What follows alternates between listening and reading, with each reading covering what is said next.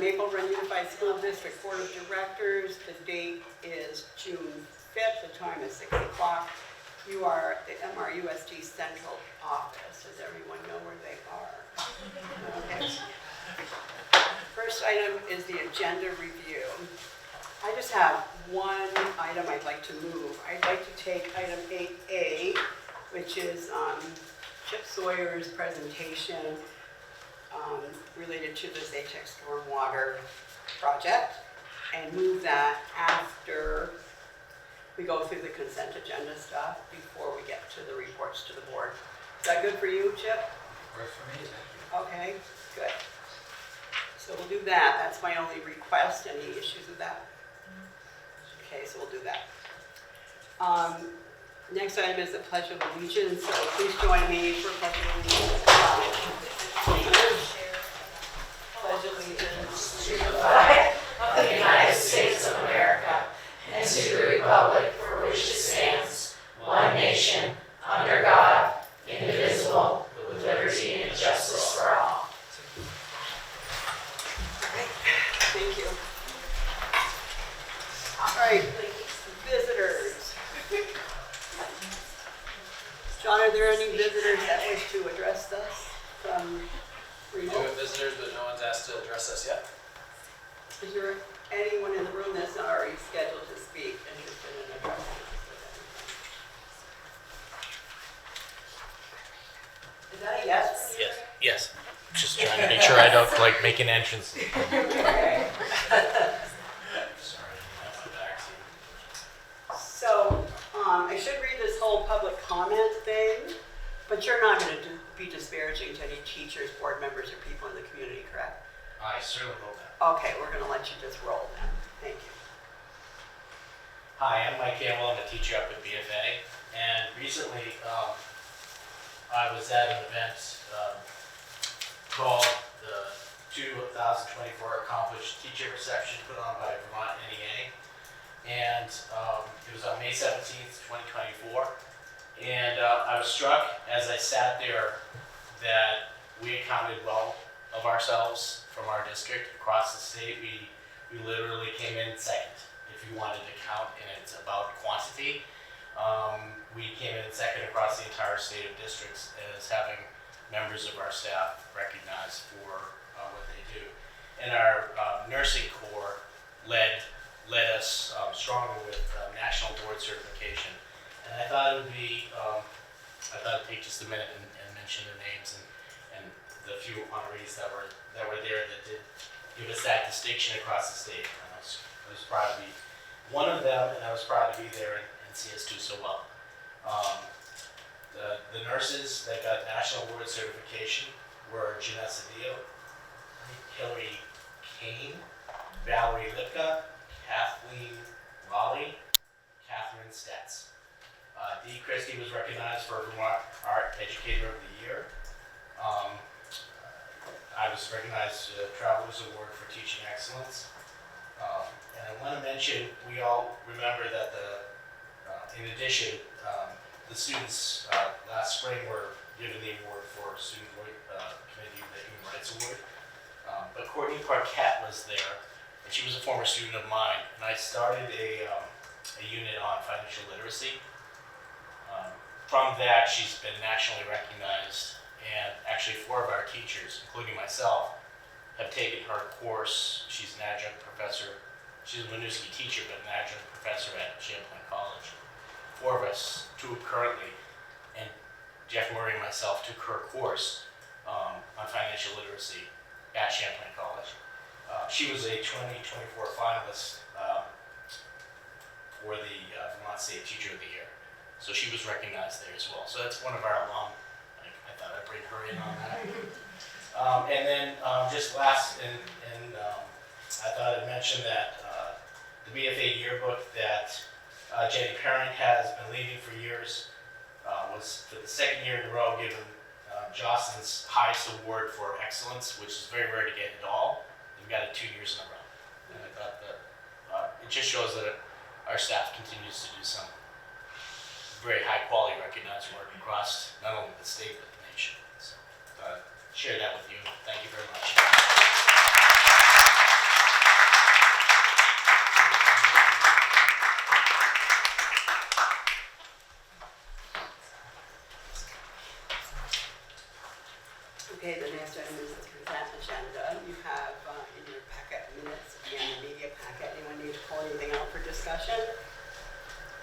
Hearing nothing, I'll say the consent agenda is accepted without objection. And we're going to go to the new item that was 8A, which is now item X here. And Chip, I'm going to turn it over to you, but the topic is that SATEC Stormwater, and the administration is recommending a motion to approve the St. Albans Town Educational Center letter of intent between the City of St. Albans and Maple Run Unified School District, and authorize Superintendent Bill Kimball's signature on the agreement. So, help us out. Yeah, I'd like to thank the board for the time tonight. You might remember this from a conversation we had about the BFA campus, but back when some of the new stormwater rules came down across the state, and when the city was given our MS4 stormwater permit, they hinted at the fact that there were going to be retroactive increases in water quality that would become due at any site around the state that was 3 or more acres in size. And we've reached the point where those 3-acre sites are now being asked by the state to come up with your plans. One of the options we have is to incorporate a site into the city's MS4 permit.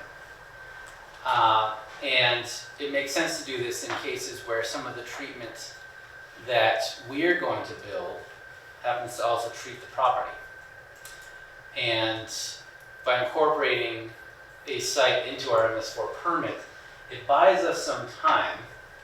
You stop getting nasty grants from the state, and we can continue exploring feasibility and the design of some of these other stormwater facilities that we're going to build. And then at the same time also continue to work out a more permanent financial partnership arrangement between the city and, in this case, Maple Run for the site. And then if everything goes as planned, treatment facilities get built, DEC says everything looks good, and we just have this new arrangement where the stormwater from that site gets treated at one of the city's facilities.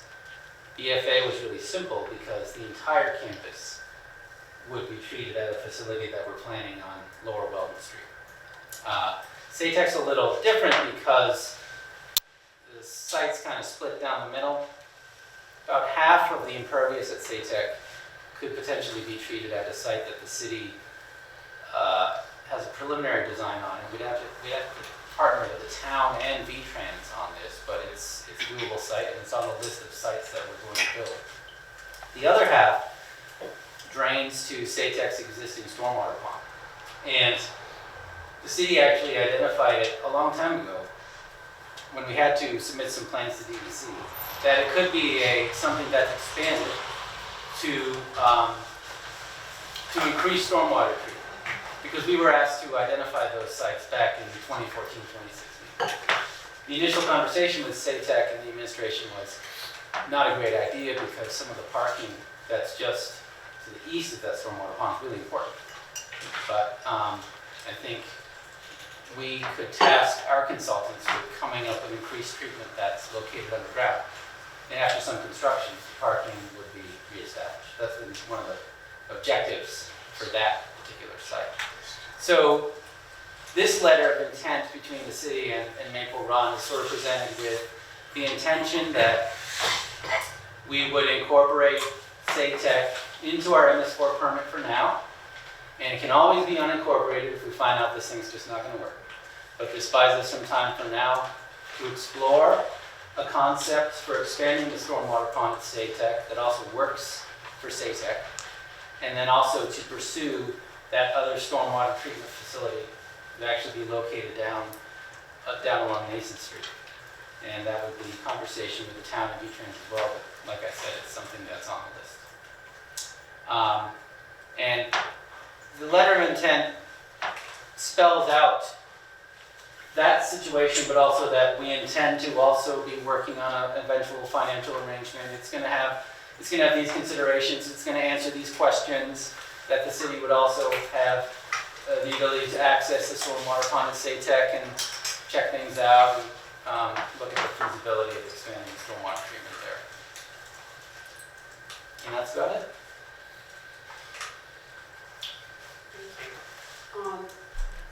Bill, who worked with, was it you? I worked, and Derek Madden worked with Chip to develop this along with, there's an engineer through Green Schools. I can't think of Tyler's last name right now, because there's a program in the state of Vermont that through a legislative, I don't know if it's a grant or just money, budget money they put to help all the schools that are over 3 acres in impervious area determine what's the best engineering solution. And so there's been multiple players, as Chip said, not just, there's town, city, Department of Transportation, and then Tyler from Otter Creek Engineering has been part of this. Thank you.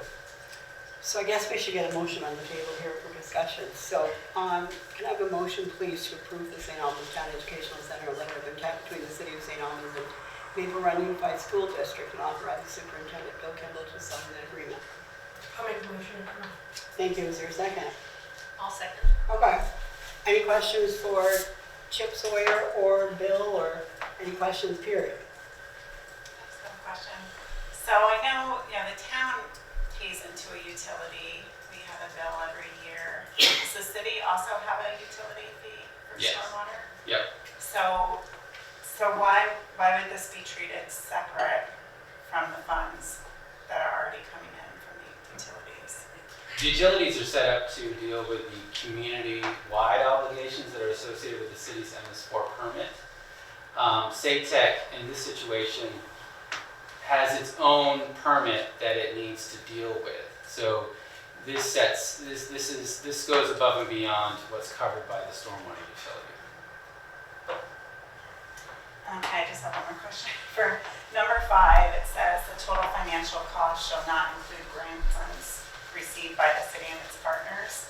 I'm just curious why we wouldn't be able to use grant funds if available. The idea of the financial partnership is that when we finally have estimates, when we finally actually even have bids, and we know what the true cost of a facility is going to be, that everyone who's treated at that site pays a prorated amount based on what your impervious, what the percentage of your impervious and all the impervious being treated at the site. And what that means is that when we calculate that cost, we'll only base it on what the city's still holding on to in terms of expenses of its own. So we'll subtract any grants that the city might have gotten that will actually reduce our costs.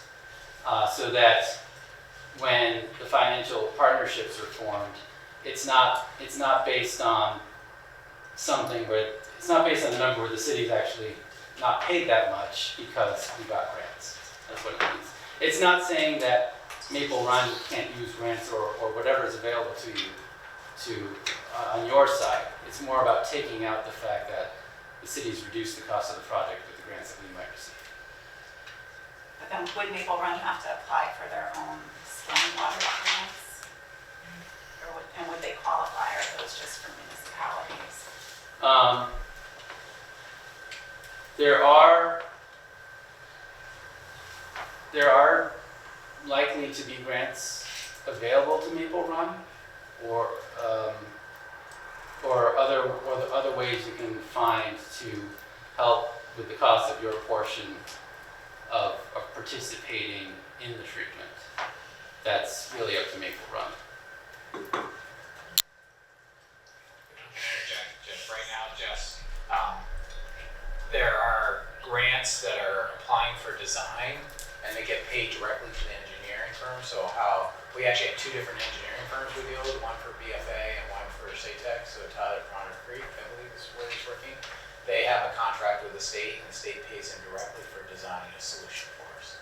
So the solutions that we were starting to look at were very complex because there's 2 watersheds that split SATEC. SATEC's in actually 2 different watersheds. So it was becoming very complex, and with all the different partners, and this actually made it a lot less complex by saying if we can go to one place that's actually lower down in the watershed, it'll actually capture both brooks. And so that grant helps us with the design of the solution right now. I don't know what's in the future. The state keeps hinting there'll be more, but I think it really comes to budget allocation. But that paragraph is really saying that it's really to the benefit of anyone partnering in the treatment. It's saying that the costs shared by all of the partners will be reduced by any grants that the city might have received to build the facility. So we don't know if the town and V-Trans are going to partner yet? It's unlikely that facility will get built if the town and V-Trans don't partner with us. We've had conversations with both parties. They're both working on their own plans, and they have some lower hanging fruit that they're dealing with. V-Trans, for instance, has been building some of the treatment that you see along the interstate. In this area, the town is looking at some treatment that's been on their list to explore along the St. Albans access highway, and they've just been higher priority or easier for them to deal with. But our understanding right now is eventually they're going to come to the table and say, all right, now let's figure out how we build this facility. That doesn't, if they don't partner, it doesn't kill the deal. The city could always go it alone, and we might need some assurances from the state that we'll get all the credit for having that facility if we were the only ones who paid into it. Regardless, if SATEC is treated at this site, the construction cost of the site's going to be the same, and Maple Run, under this hypothetical, Maple Run's portion of being treated at that site would still just be based on prorating what SATEC's impervious, what percentage of impervious is of all the area being treated at the facility, regardless of if the city and the town of V-Trans build it together or not.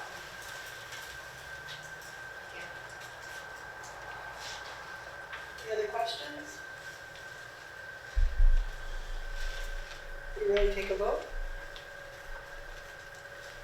We don't have anybody online, so yay. All in favor of the motion, which I will read one more time, to approve the St. Albans Town Educational Center letter of intent between the City of St. Albans and Maple Run Unified School District, and authorize Superintendent Bill Kimball's signature on the agreement. All in favor of that motion, signify by saying aye. Aye. Opposed, say nay.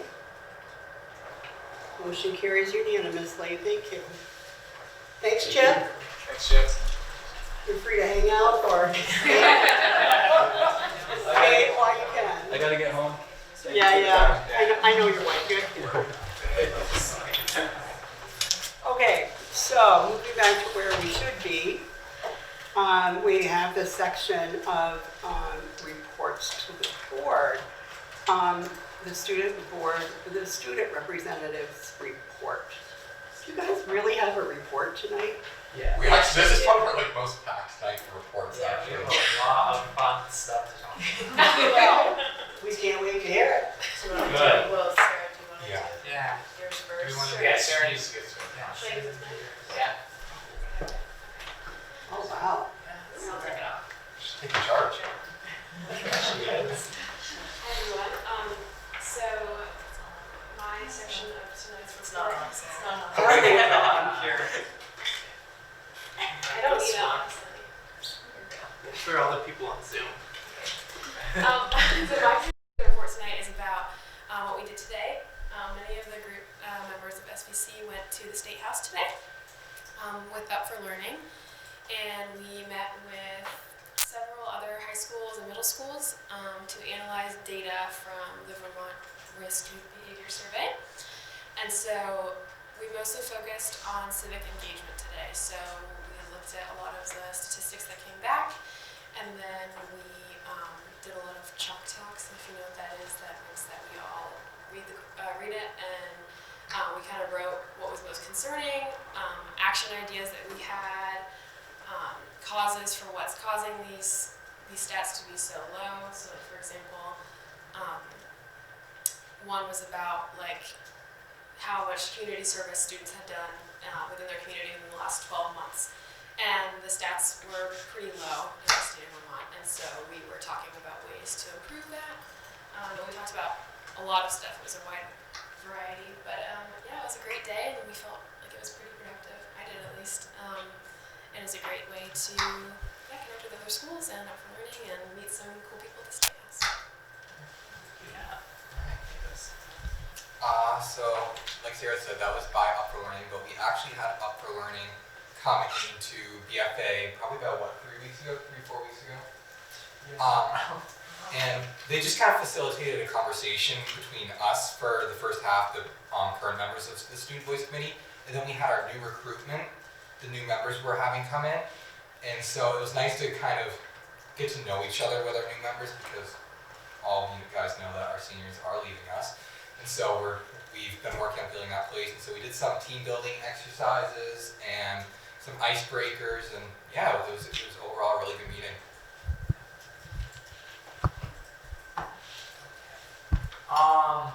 So I'm Jacoby.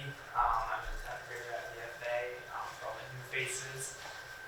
And then so this week we've been having a series of question and answer dialogues with SATEC 8th graders to sort of get them ready for that transition into high school.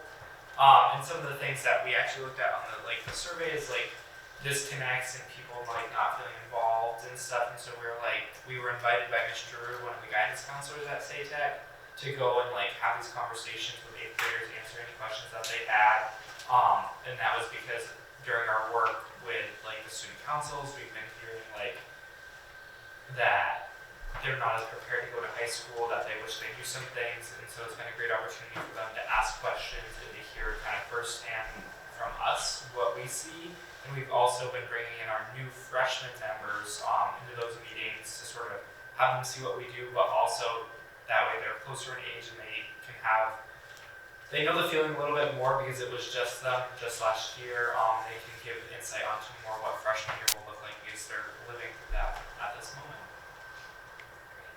And the last thing that we wanted to talk about was that in about 3 weeks' time, I'm going to come back for one more meeting, so I can't guarantee that easy, but to look at those interviews that we were talking about so long ago, they've finally come into full form, and we're really excited through this group to kind of present those to you. And we were talking about kind of raw footage of our students, and I think what Mr. Campbell was saying really ties into it, just highlighting some really great things that are going on, and you can connect some stories to faces and see it in real time with all sorts of different kids that, again, kid-led, just about what's going great at BFA and how we can make those minor changes, and I think that's something that this group's doing really well. And so yeah, we're excited, and that's next meeting.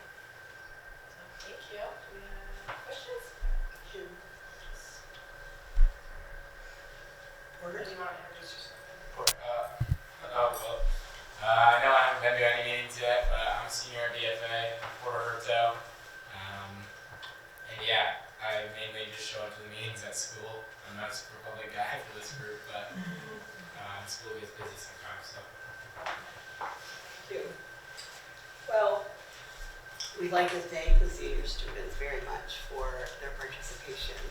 And actually, active engagement, leadership, and positive attitude is what you guys have certainly brought to this board. And hopefully, from what we hear, you brought it to the school also.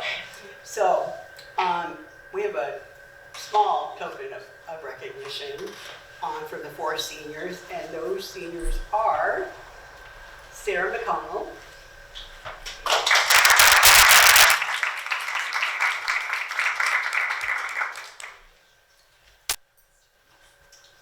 Porter Hertu,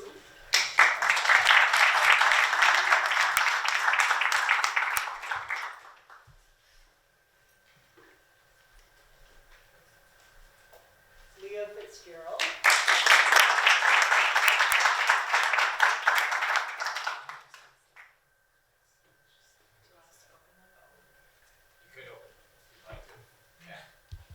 and Maura Thompson, who we understand couldn't be here. Is anyone going to accept this in her place? Anybody should be done. You go. Thank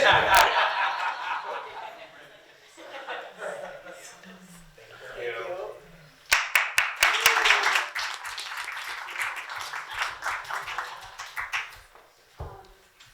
The other thing that we want you to do is take your name plates with you when you leave. You might get to use them again somewhere, if you guys have anything you'd like to say, or you're good. I love to talk. Do you want to go? I'll just say thank you, everyone. This has been such a great experience. Oh, thank you. Yeah, this has just been such a great experience, and I feel like before I did this, I didn't really know like anything about the school board, and I feel so much more informed now. And yeah, it's just been a really good time.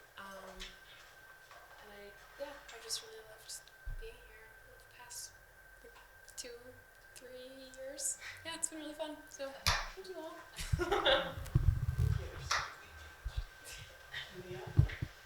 Yeah, I don't think I can have the right words to say like how grateful and meaningful this board has been, and even though I don't know all of you personally, but I think just the community as a whole, and especially Mr. Kimball, you've been a catalyst to just everything that this board is to me. And I'm not gonna cry. I'm very emotional because I think like I would never be here and like be so passionate about these things or be able to do. I think we talk a lot about the youth and adult. I think Up for Learning just showed me like you can't do it without teachers, without educators, without people that care. And I obviously wouldn't be here if you guys didn't care so much and get me to that place. And it's just impacted me so much. And see you guys, like I love you guys so much. And I'm like so happy that we have such a great team to keep this going. So very thankful. Word. Yeah, so I don't have much to say to follow that, but I just want to say thank you to everyone on the board. It's nice to sometimes being in school, you feel like you're just kind of another face in the crowd, but being able to kind of appeal to you guys and have you guys listen to us and give us this opportunity, we're super thankful and grateful for it. And it's great to actually be a part of a school group that feels like it's getting something done. So I think that without you guys and without you guys giving us this opportunity, we wouldn't be where we are, and the school wouldn't be where it is currently. So thank you very much. Thank you. It's been a pleasure.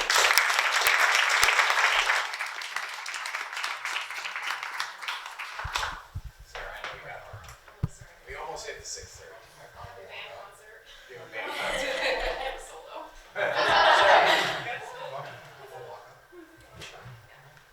Give her a ride. Can I? Yeah. All right, let's go for a ride. All right.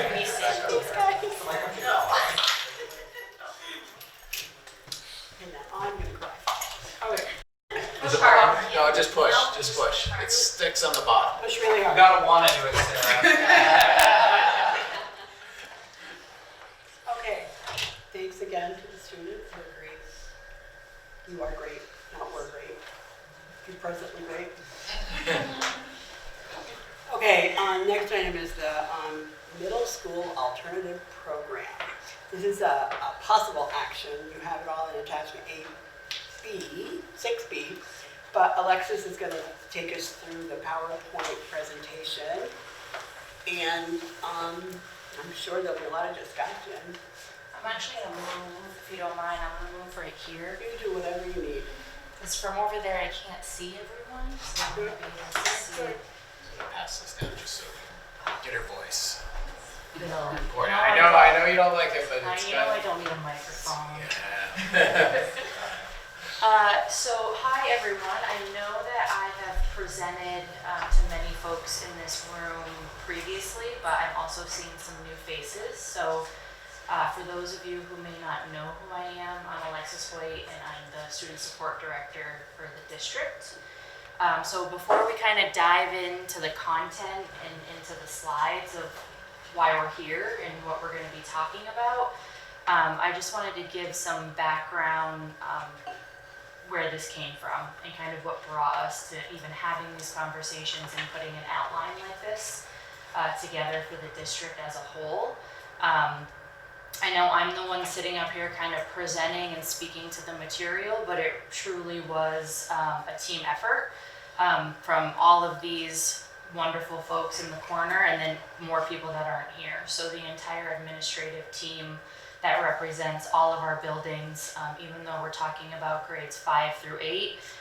BFA and the Tech Center were at the table for all of the conversations as well. So it really, truly was a collaborative effort, and it really came from their advocacy, because they're the ones, like teachers, on the front lines in it, supporting students, and they're supporting their staff every single day. So that's kind of where this came from. So again, I just want to be really clear that I know it's my voice that you're hearing, but it really was a team effort, and they were along for the ride from the very beginning. So initially how this started was really conversations around 7th and 8th grade, and folks really saying we got to do something different. We've got to think creatively, we need to think outside of the box on how to meet the needs of our 7th and 8th grade, because they're just continuing to become more and more complex from a social emotional standpoint, a mental health standpoint, and a behavioral standpoint. And then what we did is we kind of heard that, and we took that advocacy and we said, okay, let's just do a deep dive into our data. What is our student data telling us, and what we think we're seeing, does that align with what the data is telling us? And so if you go to the first slide, the first kind of data that we looked at, the next one. I don't know who to look at. I'm looking at John or Aaron. So we have a district success measure in the many areas, but in the areas of behavior, it's fewer than 4 major referrals per student. That's kind of our goal that we're trying to achieve this year as a district. And what this shows is we looked at our current 4th graders all the way up to our current 7th graders. We didn't look at our current 8th graders because they're transitioning to the high school, so this program wouldn't be applicable to that cohort of students.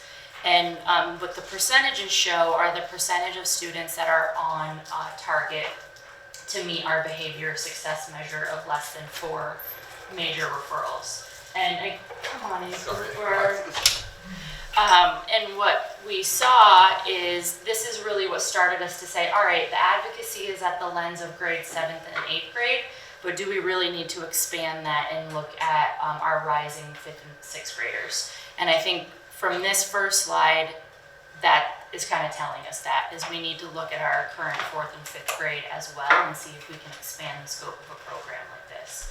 So then we kind of took the data a step further, and we went in and looked at, all right, let's look at all behavior referrals, both minors and majors, and we kind of put filters on that and said how many students have received 30 or more behavior referrals this school year.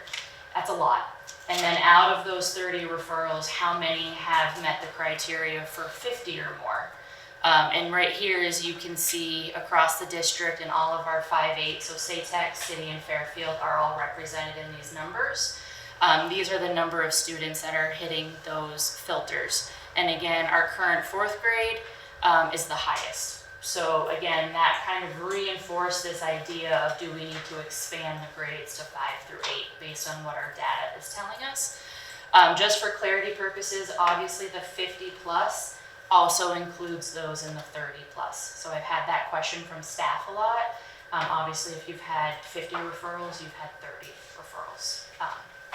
And then what we did even further is we disaggregated that down even more and just looked at major behavior referrals.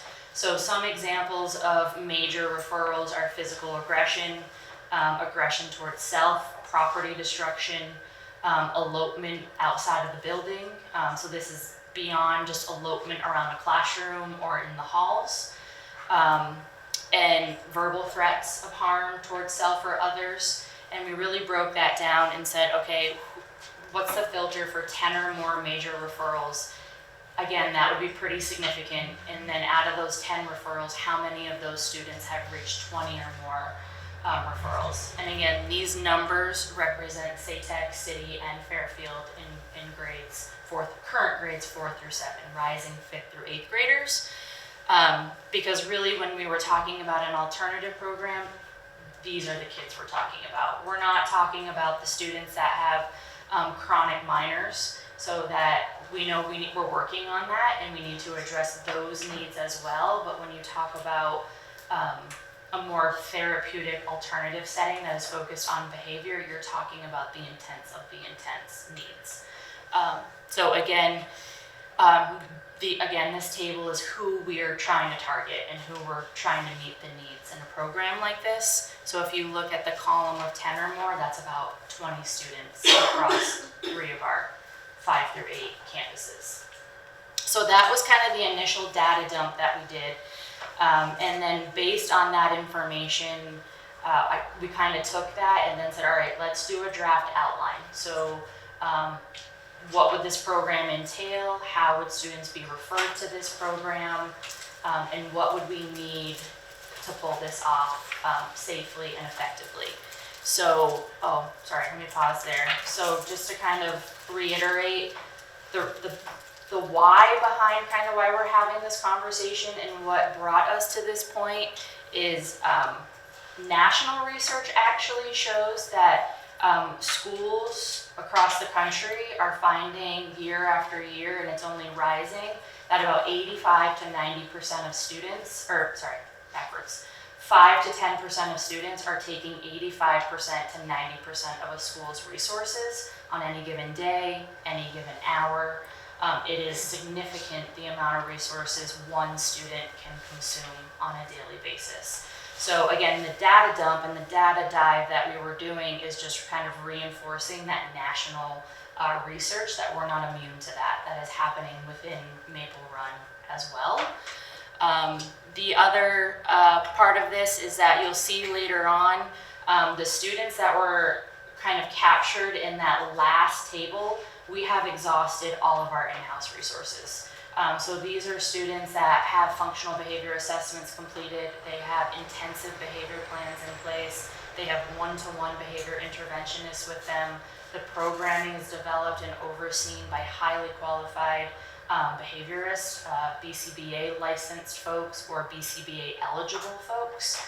A high amount of training, intensive data collection, weekly, if not bi-weekly or multiple times a week meetings with teachers, admin, crisis calls. So these are kids where we've done everything we currently have at our disposal on how to help these kids find success and access their public school education. And the data is not improving like we hoped it would, and we're not seeing the results. So this is another reason why we've said, what are we missing? How can we think a little differently to meet the needs of this population in particular? Again, I think, in this day and age, education has changed over the years. It's changed significantly. And again, more and more research is trying to tell schools and to tell us that we have to start thinking outside of a one-size-fits-all model. Expecting kids to just show up in the building and follow their schedule and sit in their seats and access the content in the curriculum, it's not working. And we need to think more flexibly and creatively to meet the diverse needs of many of our students. So like I kind of just said too, we've exhausted our in-house resources. So usually what a lot of districts in the state of Vermont are left to do is to talk about outside contracts. Okay, so how can we partner with our community organizations that we have locally to kind of either push into the building and help us, or what do they have for alternative day treatment programs for education instead of the public school setting?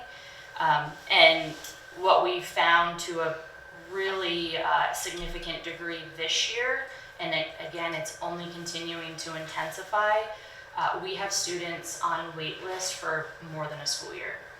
So we have a lot of kids that are still on wait list that were initially put on wait list last year.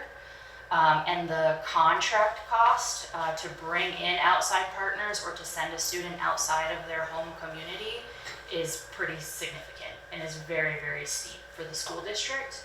And it's even steep when you're talking about Medicaid eligible students. It just gets even higher when you're talking about non-Medicaid eligible students and families. So that was another factor that made us have this conversation. And then also a significant one is we hear constantly from staff that we're all really living in crisis mode, and we're living in a survival state right now because we're constantly having to meet the needs of a very small population of students. And staff, what that means is staff don't really have the capacity to really focus on strengthening support at a tier 1 level for all students. And I would say that that is true regardless of what role you play. That is true at an administrative level. I don't want to speak for my colleagues, but I've heard principals say directly, like, I don't have time to do A, B, and C because I'm responding to a crisis call and supporting staff. We hear that from classroom teachers. We hear that from support staff. We hear that from behaviorists. And we're also hearing it from parents, like, something's got to change because 1 or 2 kids in a classroom is taking away from the learning of 20 kids in the classroom. So that's a really long version of kind of the why and why we feel this conversation is important and just have the open dialogue. So now kind of jumping into the logistics and the outline of what this could potentially look like.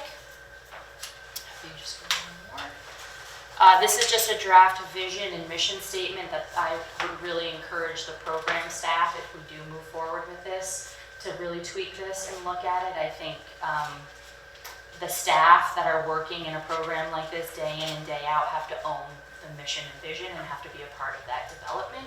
But we needed a draft to streamline our focus so we were all on the same page with what we were talking about. Essentially what this says is our focus is behavior. It's not life skills, it's not alternative curriculum, it's not we're not focusing necessarily on like developmental disabilities, we're focusing on behavior. So intensive behavioral needs, regardless of diagnosis or disability, is the primary scope of intervention. That's what we're trying to target. If you go to the next slide.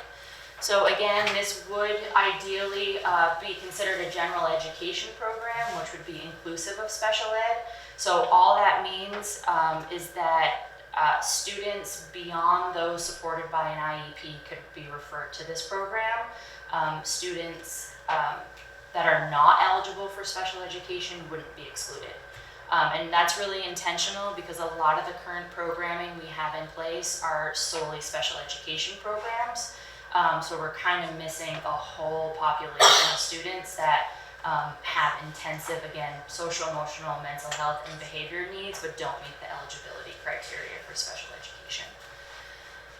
We want it to be as hybrid as possible. So again, a student accessing this program does not necessarily need to be full-time, which is where we're trying to be mindful about location.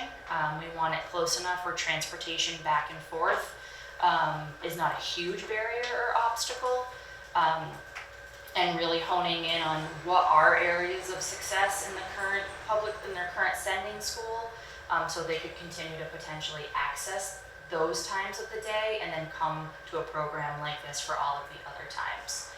In reality, there will be a lot of students where in the beginning, this likely would be their full-time placement. They would be here in the beginning every day, full days, but that's not the vision and that's not the goal. The goal would be that we keep that connection as much as possible with SATEC, City, or Fairfield, because that's the re-entry goal for all kids.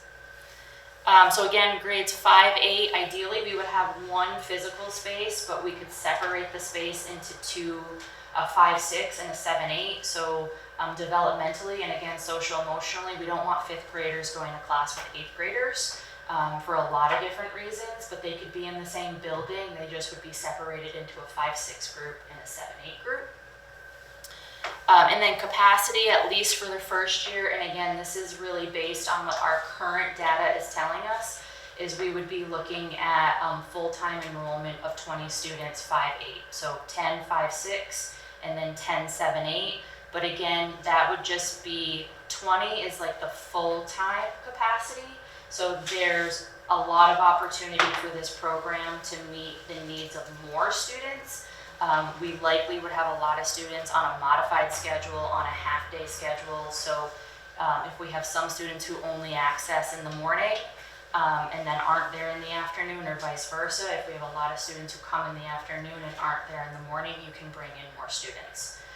So I just want to be really mindful and transparent that when we say 20, we don't just mean 20 students for the whole year. It could have more of a reach than that. It's just 20 students in the space at a time based on space and staffing, which you'll see very soon. So again, I said it's it's okay. No, I can get it. So it's a general education program, but there would be a plan requirement. So if a student is not on an IEP, they would need to either be on a 504 plan or on an EST, which is an educational support plan. And the primary scope of intervention, again, outlined in those plans, needs to justify and defend where behavior is the primary need for intervention. So for example, if we had a student on an IEP for speech and language and all of the services and accommodations were related to speech and language, they wouldn't be eligible for this program because that's not saying behavior is the main need. But we have a lot of students on 504s due to a mental health diagnosis where behavior is where all of the support and accommodations are happening in the classroom. And again, that's not saying that there's not secondary or supplemental areas of need. We know, probably everyone in this room knows, that if a student is significantly struggling with behavior at the degree that we're talking about, the chances that they're also struggling with social emotional learning, probably attendance, and academic, accessing their content and their academics are probably also areas of need and barriers. This is just saying that the behavior has to be the primary, and we know we're also going to have to address all these secondary needs of learning and academics, attendance, and social emotional needs. I'm not going to read these slides. You have access to the presentation, but what this is meant to kind of relay and communicate is there would be a very intensive referral process. So it is not as easy as a classroom teacher or even a principal saying, oh, I got a kid that would be a great fit for that program, when can they start? There would be a whole paper trail that is data driven. There would be, we have every school, and now the district has a multi-tiered system of support team that reviews referrals of any kind, academic intervention, attendance intervention, mental health intervention, or behavior. We would continue to use those teams both at the school level and then at the district level to really tease out and say, is this a justified need, and is this student an appropriate fit for a program like this? Because there are a lot of factors that need to be considered for not only the student to be successful, for the staff to be successful, and for the program as a whole to find success. We need to know if there's any peer conflicts. The staff need to know the individualized needs up front. So there would be an intensive referral process where FBAs need to be in existent functional behavior assessments. Behavior plans already need to be in place and implemented with fidelity, with data being tracked daily, showing this, we're trying and it's not working. If you go to the next one.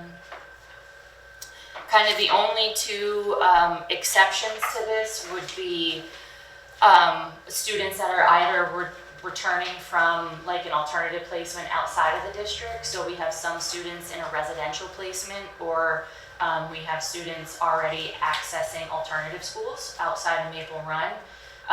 So this would be a really wonderful opportunity.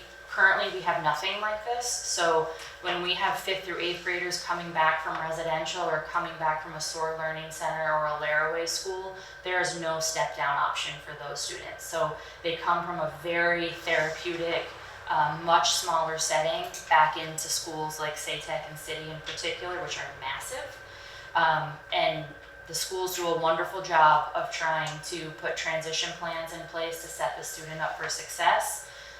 But they only have the resources that they have in their buildings.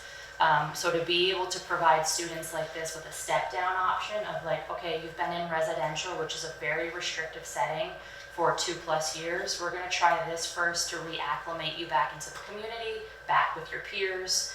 And then once we kind of build more skill, we collect some data, then we'll do a transition plan back to City, SATEC, or Fairfield, wherever their sending school is. The other option would be, which is quite unique, is we would want to offer a stabilization options. So again, we have some students that go into crisis very quickly based on a lot of external factors that are happening outside for them. And we've had many opportunities where like, oh, if we only had like 2 weeks or 20 days to really get some really true assessment done for this student, or get different eyes on in a smaller, more therapeutic setting to really assess where are they at, what do they need to be safe and to feel successful, how wonderful would that be? So this program would be able to offer that we don't want to make a full referral, we just need you to give us 10 days to get different eyes on and get a more clinical kind of overview and assessment in place. And then the opposite of the referral is we've brainstormed really clear kind of criteria of how will we know when we need to start talking about either a transition out of the program to a more restrictive setting, or the more ideal method is a transition plan out of the program back to their, what I'm calling their quote unquote sending school. The reality is we might try this and some students may still significantly struggle, and we may say we need something more. So obviously then we would be having those conversations about outside, what do we have with community partners for other placement options. And then the more popular goal would be that they go back to their sending school. And right now our proposal is we want to see behavioral progress as outlined in the data for at least 6 weeks. The reason why 6 weeks is in there, that's not random. It's again because what best practice and research is telling us is that if you start seeing stabilization and progress for 6 or more weeks, then that's really where you're getting into the conversation around skill development. Anything less than that, you're kind of not guaranteed that it's true skill development, which means if we send a student back to SATEC after 4 weeks of improved behavior data, they might be there for 2 days, and then they can kind of really get dysregulated again and need to come back, which we don't want to do. That's not great for the student or the staff or the parents. So that's where at the 6-week criteria is when we would need to start talking about, all right, we need to do some type of reintegration plan. It doesn't need to be an all or nothing. That is very individualized. You could start with a class, you could start with a couple hours. It doesn't need to be, you come from the program and then you're fully back into your sending school. Again, I'm not going to spend a ton of time on this, but some non-negotiables around the schedule, all the other logistics, we want to empower the program staff to identify if we're able to move forward with this concept. But some things as a leadership team we felt strongly about is a daily SEL block. That is beyond a morning meeting. That is beyond just a connection activity. That is really intentional teaching of social emotional skills based on the CASTLE framework. By trained staff and trained educators and doing that daily, which is very, very intensive. But again, this population of students that's the priority and the main focus. We are not changing or decreasing our requirements around curriculum for content minutes. So the schedule would be expected to follow what all the other schools in the district are expected to follow. They can have a flexible start and end time as a program if needed. So we already know that SATEC, City, and Fairfield start and end at all different times as it is. So this program would need to find their own start and end time. And maybe it's an hour shorter than the typical day because we know stamina of the students we're talking about is much less. We really want to be intentional about partnering with our community as much as possible. So we have like the Lighthouse program at BFA. They've developed a strong partnership with Martha's Kitchen. They go over and they volunteer. That's been wonderful. Partnering with Spectrum as much as possible. bringing in guest speakers from organizations like Outright Vermont, and just starting to expose students to what is out there in the community as support resources for them that them and their families may not yet be aware of. And then obviously we want the sense of community to really resemble and embed the philosophies of restorative practices, which is the journey we're on as a whole district anyway. All right, so space. So thank you for bearing with me. I know this is a lot of content that I'm throwing at you, so I appreciate your patience. So the space configuration, again, the space and the staffing, in my opinion, is a bare minimum. If we can have more, awesome, that's a win. But we were trying to look at this from what is the minimum we need to pull something like this off, and also to ensure safety for everyone. So in terms of the space, again, we would have a 5-6 classroom, a 7-8 classroom. We would have a total of 3 private de-escalation spaces. So again, those would be spaces allotted for crisis. So whenever we need, the students need to be removed, or they need to remove themselves from the classroom to kind of preserve their dignity and work on regulation and de-escalation, we not only need 1 per classroom, but we would kind of need a bonus room in case of overflow, given there's 20 students in there at the same time. Ideally, we have a kitchen area so they can, again, learn how to cook their own meals. We have a refrigerator, sink, all of those essential items. We would love a washer and dryer because, again, a lot of the students that we're talking about, some of the social emotional impacts and definitely the attendance impacts are because they're ashamed to come to school because maybe they don't have clean clothes. Or they don't have their basic needs met around hygiene. So being able to support those needs as well. We definitely would need conference rooms for confidential private meetings with parents or other folks. And then the program manager and the counselors would need confidential offices in their own private spaces. Teachers would not necessarily need their own office, but social workers and the program managers would not be able to do the work they do where the students and other staff can hear what is going on the phone or in person. So my brain does not work this way, so in tight collaboration with Bill and John, they helped me get to a point to say you're really kind of talking about 4,000 square feet when you talk about this type of spacing. Around the de-escalation spaces, we also have state rules and mandates that we have to follow around. They have to be well lit, they have to be ventilated, they have to have a door with a window. So the AOE puts a lot of guidelines on us that we have to abide by in terms of some of this spacing configuration. So staffing. So this would be the staffing proposal, which I know a lot of times this is, in addition to working with the leadership team, I've also pushed in, just so you know, probably should have shared this at the beginning, I pushed in and had conversations with all the school's leadership teams, and a lot of the conversation and feedback is around staffing, so I know that this might be where a lot of the questions arise, maybe not. So for staffing, our recommendation would be 2 full-time classroom teachers, and they would basically swap. So essentially when one teacher is teaching 5-6, the other is teaching the 7-8 group, and then they would just swap throughout the day. We would have 1 full-time special educator because, again, even though it is a general education program, when you correlate the numbers on the data slide that I showed to actual people, a high percentage of those students are on IEPs. So it would not be feasible to expect the current case managers at all 3 of those buildings to come over and push in services. That would not be a sustainable model. A school counselor or a social worker for 1 for grades 5, 6, and 7, 8.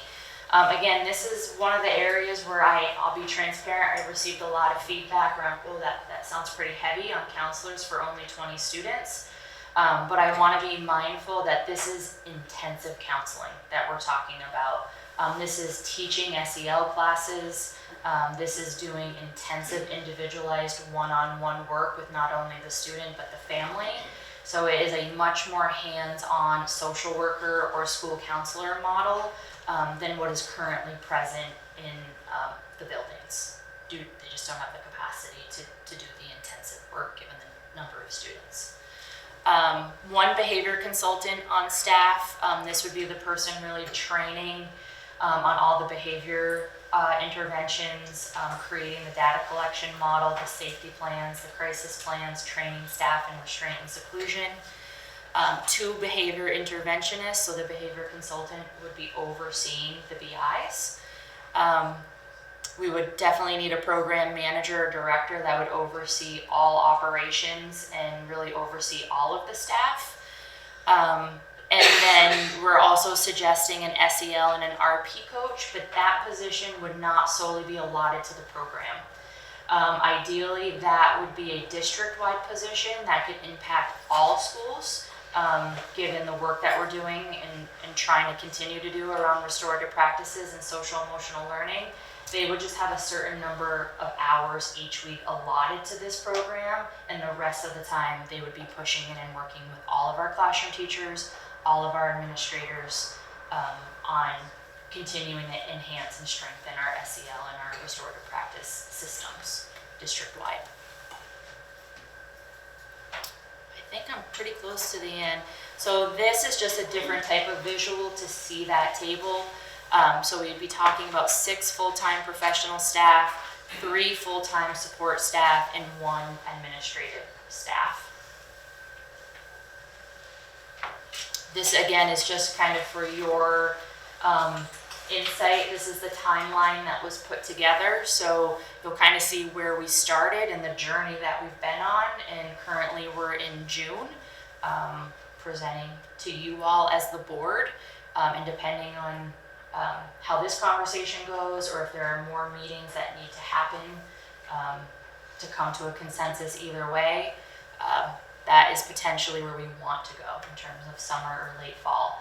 The only thing I'll clarify around the timeline is I feel like we're trying to be realistic enough where we know it's June and we're just in this part of the conversation, so hiring and recruiting alone is a heavy lift when you think about trying to pull something like this off for next school year.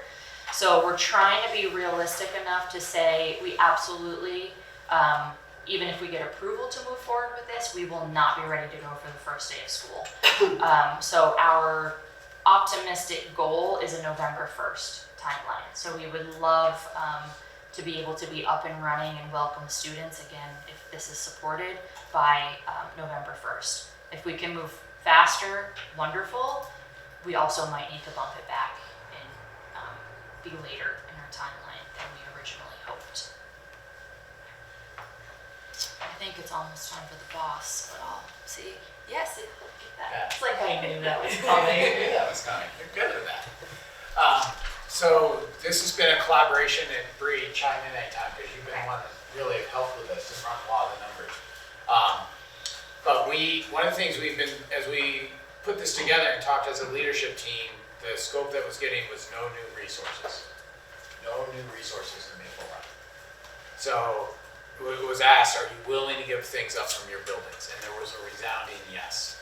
We're willing to go without to make this happen. That's how much of a need. And they knew that that meant staff reductions or not filling staff this year.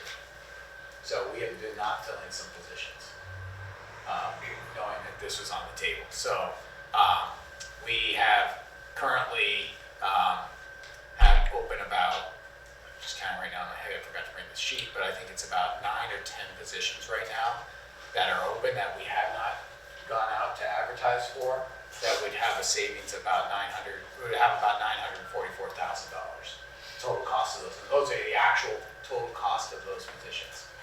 Yeah, Bree's been running all this in the background for us. So you can even bring up the spreadsheet, Bree, to make sure I get everything right. The other thing is that currently, as Alexis talked about, a great deal of the students that would probably be eligible for this program are currently on IEPs. or not, and some of them are not, but they have, I think you said about 16 to 18 of them would have current one-to-one behavior interventionists right now. So that total cost of those behavior interventions is over $1 million. But we said we wouldn't be ready to go at the beginning of the year, so we couldn't pull them away. And so we wouldn't see all the savings from a whole year of not having them on staff. We need to keep them as those kids are in the schools right now. But once they weren't, we were seeing the reduction of 16, we were programmed in this, the reduction of 16 behavior interventionists, which is over $1 million worth of personnel costs. So we've estimated for the budget that that would be half the year at $520,000. You can see down the bottom, it's a little over $1 million. It's 16 staff members. And then, so we see a potential from those staffing reductions of $1.4 million. No, down at the bottom. That right to potential total for FY25 is 1.4 million.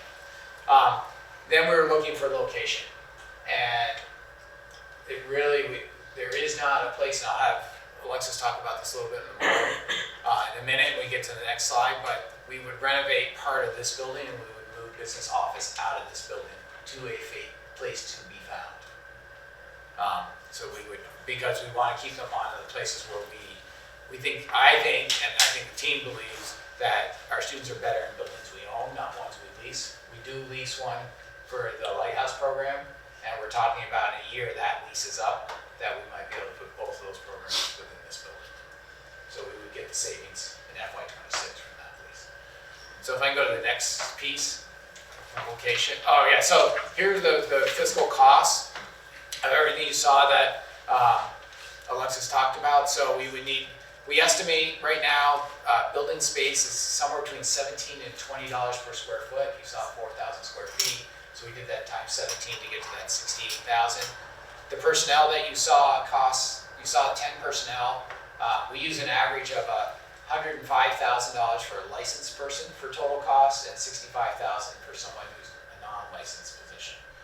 Those are pieces that Bree's calculated for us when we looked at our actual costs for next year's FY25 budget. So the total of those types of positions is a little under $1 million. We have utilities, and then whenever you're building a new program, there's startup costs that you don't know about. And I akin it to building. You know, if you talk to anyone that builds a building, they're gonna say, hey, put 15, 20, right now with the construction we're doing for this summer that you've all approved, we're down to 8% because we're so close. But at the beginning, it was around 15% of contingency cost. So I just threw 10% at it to get another $100,000, $113,000. So you see a total cost for the program of $1.2 million. That's what I think will be the annual cost of the program. There's another one-time cost that if we go to the next slide about location, that we need a program that's close to city and town to support the students being moving back and forth. Alexis explained that really well, and she can go into more detail. We'd have to have some costs to renovate central office. We have 2 classroom spaces, kitchen, office space, and the de-escalation spaces. So we think there's, as I said just before, there's a future to potential to combine multiple programs in this space, in this building.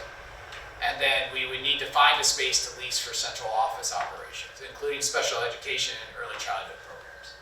For those of you that, I think everyone on the board's aware, but pretty much from this wall to that side, front and back of the building is our early ed programs led by Stephanie Ripley. And then we have special education, human resources, business office, curriculum is in this building from this side over. So we also have some storage spaces in this building. And so we would come to you with a plan of what we think that would be, but we don't think that would be, that the renovations and the central office move would be more than $500,000. And I just want to let you know, when Maple Run was formed, and you can help me here, Bree, but we set a lease with the prior owner, not a lease, but a mortgage. Right. That 0% is mortgage. Say that again. 0% mortgage. 0% mortgage, and we had 2 years left. So if that was something we wanted to pay off, we paid $49,500 a year for this building. But this building has some severe needs, and the big need is we're not ADA accessible. And so we would need to build a ramp out front, build some bathrooms for that, and then builds. It's actually, last Angus, our architect, he and I have had a quick conversation. It's not hard to build classroom spaces and what we need in here because of what is a load-bearing wall and what's not. So if we go to the next slide, some of the things I wanted to have you aware of, because the students that we're talking about are, as Alexis, you said so eloquently, and I won't say as eloquently as you did, but we're losing our ability to be able to serve those students. And so now we're a potential of 20 students needing to go to outside partners for education, so for outside placement. So I just wanted to give you some of the costs right now, and this is our current budgeted cost, but I've actually talked, Missisquoi Valley School District and Franklin Northeast for, is it 2.5 years? They have a program like this going, and Missisquoi is building one right now as well. And they're going to be operational to start a school year. And so I checked with them. I said, so what's your cost for outside placements? And I had a quick conversation with the two superintendents, and actually they just sent them directly to me. We're all about the same place. That for a student that goes to SOAR without a behavior interventionist all day long, you have to include transportation costs. It's about $90,000. That's if there's Medicaid reimbursement. If there's not, add another $35,000 on top of that. If a student goes to Laraway, you can see with transportation, and this is our cost. Andrea Racing helped me with this quite a bit today. It's about $169,000. Vitality is about $87,000. And so when we look at that, if we had 20 potential students outplaced just at the SOAR learning cost, we're looking at $1.8 million worth of cost that we're going to have to pay. And if we can look at our own internal program, and let's say we only had 10 students, not the 20 that Alexis was talking about, we'd be at $121,000 per student with that full staffing model. If we get to a full 20 or more, this just keeps cutting down because all I'm doing is dividing the total cost by the number of students. We're down to 60,000. Franklin Northeast in the past couple of years, Lynn didn't give me the total savings, but they're saving 2/3 of their costs that are outside placement costs now for kids. Missisquoi Valley anticipates something like that. That's what Julie Riddle told me. She said we just don't have Julie has the data because it's been 2.5 years up in Franklin Northeast. So I wanted to give you that for, because we have to think about this and what I've always really appreciated this board, we've always talked about what's best for kids, but we're also in a time where we've got to talk about what are the financial implications and what are the financial costs and what are we looking at. That's it, the last 4 are the financial pieces. Oh, you gotta do a lot less talking than me, that doesn't seem fair. You did a much better job talking than I would about all this other stuff. Oh, So- yes. Quick question. So our current kind of like statistic is we have about 40% of our staff that are behavior related and special education related, 60% like just at the schools, right? That's kind of, Cooper, I couldn't tell you that without going. I thought that was around the statistic, but I'd have to go look at the data. All right. I have Becky Green and pull our HR data. well, I need to get verification on that. Then I'll email you about that. Did you have a question? Well, it was tied into that. Go ahead and ask it. Well, I was can't curious tell if you that the was kind of answer. like, because I thought you guys had said at some point that it was kind of like a 20-80 ratio. I was curious if that would kind of bring us towards the average ratio of special education staff and behavior-related staff to working school staff and admin. I can't answer that. What I can tell you is that, and jump in here, but what we know across the state of Vermont and nationally, and I read about it all the time in the national journals, is that we're putting more and more of our staffing into supporting mental health, behavior, and social emotional learning needs of students. And that has become the work of education. Bill, I remember that conversation if you want me to Sure. clarify. So the 80-20 split was a reference to a national statistic about students. And students requiring a certain level of service versus students that were 100% general education. The reason that staff, and I don't remember the exact number for staff, the reason there's more staff in the mix than the 20% is because those are often our most intense and most needy students. And to the point that Alexis made, some of these students can actually consume, I think you said 5 to 10% of the students in building consume anywhere from 80 to 95% of a school's resources. So the student split and the staff split are always not going to match exactly, which I think is where you were going, right? Yeah. Can I also try and answer part of that would be around what Alexis was explaining with the number of one-on-ones that the students have in their regular schools to be successful.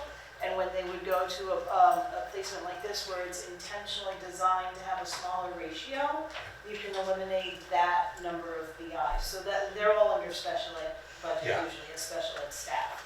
So the research shows that when you have an adult on a child, no matter what age, it becomes more socially isolating and they become less a part of their community. And so to be able to create a smaller learning environment where they can independently be part of the community helps their mental health and sense of belonging. So that's the other part of how to reduce that staff from that point of view, if that makes sense. Yeah, totally. Thank you. My question is the full capacity of 20 students, do you think it's going to meet the needs of all the students in the schools? Like, is it over 20 kids that would benefit from this program? Do you think there's a Yes, and that's where I think it's important to keep in mind that it's 20 full-time at any given moment, but we could potentially impact more than 20 students in grades 5 through 8. It's a really great question too, and the kind of second part of that response is we don't want any program, but we definitely don't want a program that is focused on what it would be focused on in terms of student need. We don't want it to fail. So we're also trying to be mindful that we don't want to start too big and bite off more than we can handle in year one. We kind of want to start small, knowing that we're probably not going to reach and impact every single student in those grades that needs this, but it's a place to start. And again, I know the Lighthouse is a completely different program, but you learn so much in year one of a brand new program that you got to work on, and you have to tweak things and adjust things for year 2, 3, and 4. That we just wanted to, where can we have a significant impact, but also be successful and not overtax the system. Another way to think about it too is we have students at this program, their needs are being met here, that targeted instruction intervention, that's freeing up resources at school to help the students there needing help too. So in a way, we are helping many more students. And then just to be clear, is it 20 students for the whole program or 20 students for each grade grouping? Total, so 10, 5, 6, and 10, 7, 8. And again, that's just a rough And estimate. like, that can be flexible, like you could have 12, 5, 8, and 8. Yes. Yep. And that's where, again, it's just an estimate based Right. on the data. You said with your 6 weeks, so it's kind of just like it's a short-term program. It's No, not no, like no. early. It lasts until like you start, like after 6 weeks, you start noticing that like things are dropping off. So like you can be there for 2 years, and then you start seeing What was that the thing. 6 weeks? What was the 6 weeks? I'll let you keep going. You're going to want to So like you can be there, but then let's say like you stop doing whatever you're doing that's bad, they're gonna like start at that day and they're gonna go until the 6 weeks and like, okay, you What's the So it's measurable. You're doing a wonderful job. so like you could be there as long as you need. But once like the goal is to get you out, obviously, to reintegrate you back into the community. They see the behavior changes. Yeah. I think it's just a measurable period for that. Yeah. So, but is it intended to be 2 years? It's intended to be as long as it needs. Flexible. What would be the best option to you? As soon as possible, probably. No, that's when the student is showing that they're able to be integrated back into the school community. And that is after you 6 weeks. Were you behind the director? I'm just wondering if I go home. Yeah. You're doing fine. He kind of just answered it for me, but, so what would success of the program be like to you? Yeah, okay, so at first I want to answer your question. I don't want to feel like you went unanswered and then That's basically what I. I'll pop over here. So the 6-week piece is more of, that program is gonna be reviewing data for every single student in their behavior data frequently, if not daily, every week. So that 6 weeks is more of a, whenever we have a student that is showing they're meeting their behavioral goals and they're finding stability and they're making behavioral progress, once we hit that 6-week mark, we need to start talking about some type of a transition back. But that could be one class period, and then for the other 6, they're still in this program. It could be a half day. And I think to answer the question of like what is ideal and what would be the best, that is really individualized. So you could have a student who comes into this program and is able to fully transition back to say Tech City or Fairfield in 2 months. You have other students where they might need 2.5 years before they're able to step foot back in one of those buildings. So, and that's where I did not put that in here, which I should have. Every student will have very individualized behavior goals identified at the start, and that is going to be aligned with the data collection. So that's how we're going to know, Johnny's goals might be safety, whereas Sammy's goals might be like identifying emotions and being able to articulate needs safely and respectfully from a verbal lens. Someone might be not engaging in self-harm for a period of time. Sorry, there's so many hands. And then, can you repeat your question? Well, so the program success, what would that look like for you? I think that's a great question. So I think the first answer that comes to mind is the percentage of students that successfully return to their ascending schools. So I don't think this program would be successful if students are coming and then they're never leaving. That would be the #1 kind of success measure that I would want to keep track of. And for Bill, like when you mentioned Enosburg and MU, their district having the same, was it the same grades? So I want to go check on this, but I think, and Lynn Coda, the superintendent for Franklin Northeast. Well, let me ask a question of your question first. When you asked about the same rates, the rates of the outside placement costs or the rates of what it costs? No. I was wondering if you said that they had similar programs in those districts. Was it 5 through 8? Oh, so. Because I think that makes a really big difference. So Cisco Valley is building theirs for 7 through 12, I believe. Do you know? I don't. Julie told me it's I think it's for the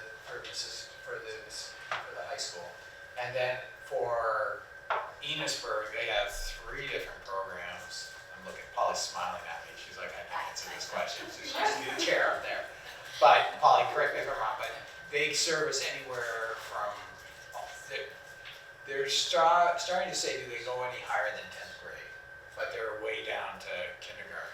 Yeah, so they have a couple different alternative programs. There are some that are from K-5 for developmental delay alternative programs. But the behavioral one that they're speaking of, it runs 6 through 12. And I really appreciate that question too, because one of the reasons that we were talking about 5-8 is BFA has a lot of in-house alternative programs already. And so when you're talking about 7th and 8th graders, they potentially would have some place to transition when they go to high school. We know that down the road there may be a need to have this conversation about the lower grades, but we didn't want to start with kindergarten and 1st grade and then have them just go to 2nd, 3rd, 4th, 5th, and have nothing. So that was a part of the conversation as well, is, if an 8th grader is referred to this program and starts halfway through their 8th grade year and they're not able to transition back to their middle school, we want to set them up for success when we think about high school and not have there be a gap in support or programming. And actually, I would like to change my answer because I remembered as of just last year, they did expand that down into the elementary grades. Yeah. It was 6 through 12, but they did expand When I visited it, Yeah, was down. it was. Elementary grades. Yeah. I want to say it was 3rd grade as well. So sorry, my old brain. Yes. I have a question about the behavioral interventionists and the cost. So ideally, you'll be eliminating a lot of the positions and be able to focus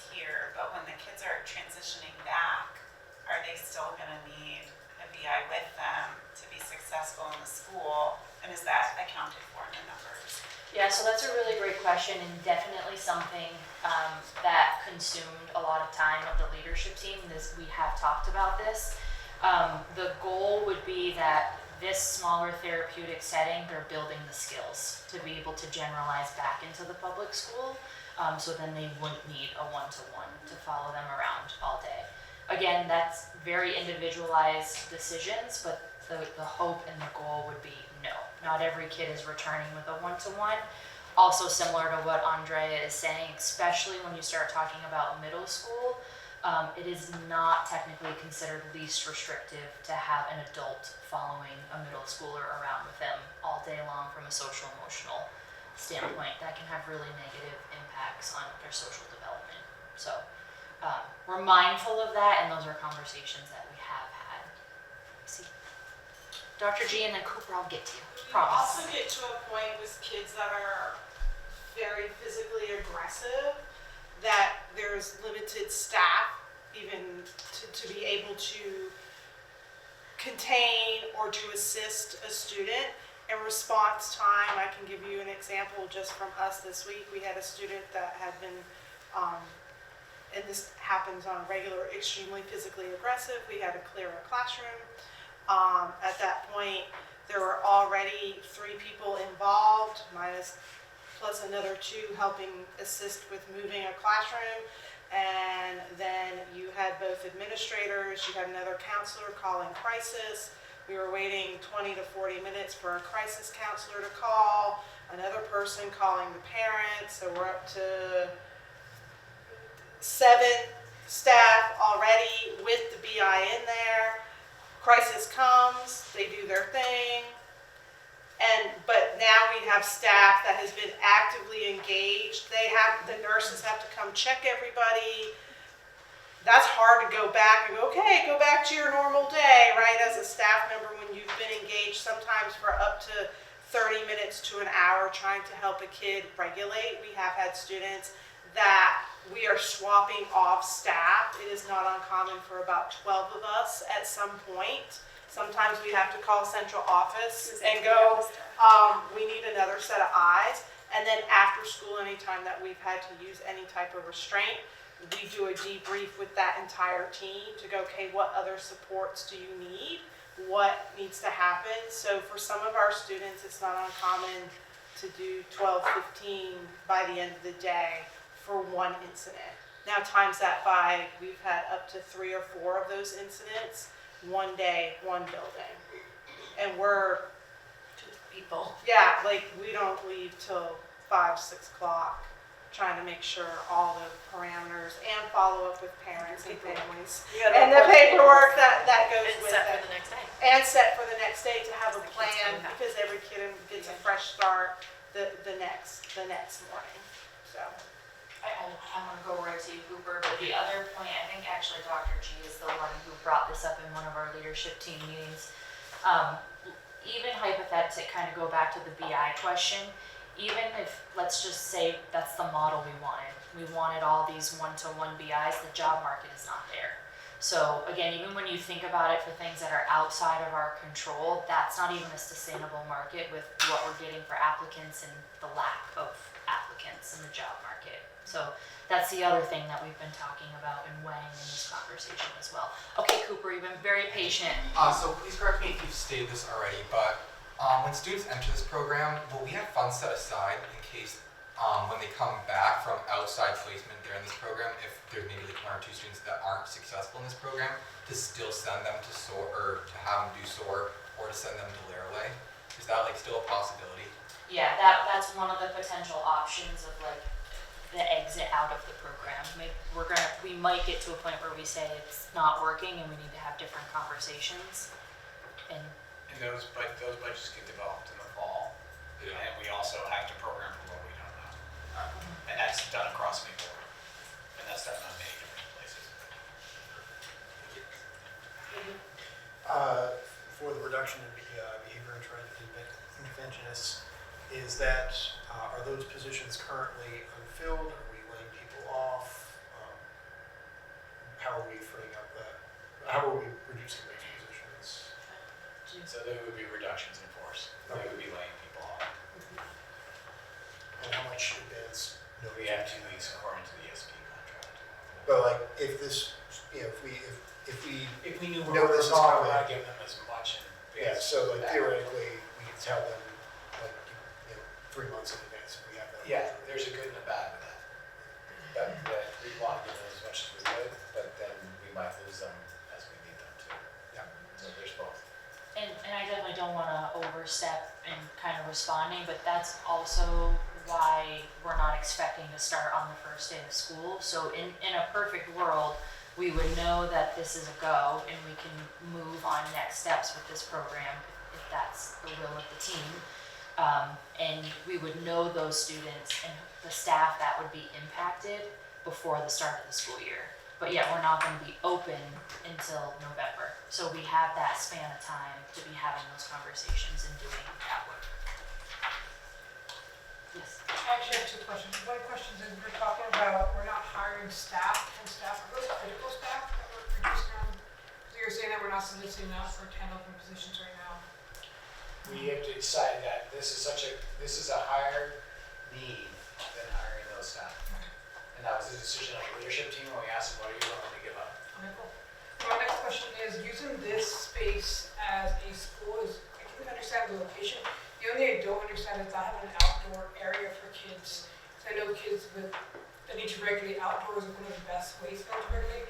Is there any ways that we're going to be able to create a safe outdoor space for them here?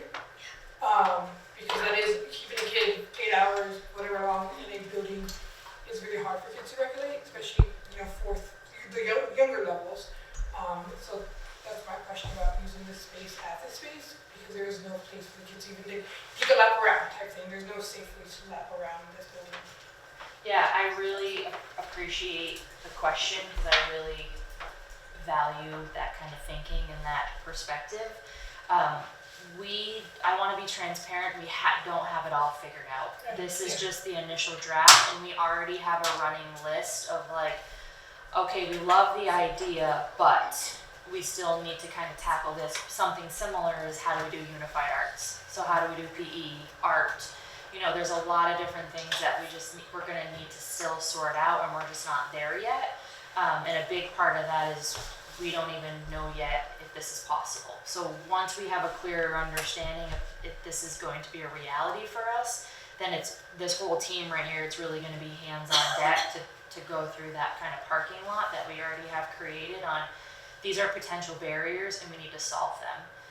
We haven't talked about that in particular, but the immediate thought, because again, I think about the kids at the Lighthouse, it's the same scenario, they're where Hometown Deli used to be, but Taylor Park is very close. So just being really creative with our community and the spaces that we do have, just to go for a walk or a hike, Hardack, which is why transportation is a part of the proposal. Yeah, there was a van cost in there. Open Park's not that far either. Yeah. Yeah. So it might not be here, which again, we're not talking about preschool or kindergarten students, so we could maybe go for walks or use a van to. But I very much appreciate the question.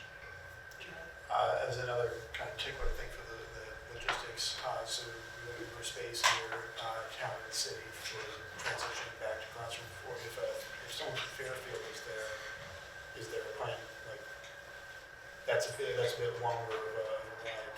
How do you have a vision of how the transportation to and from works for that?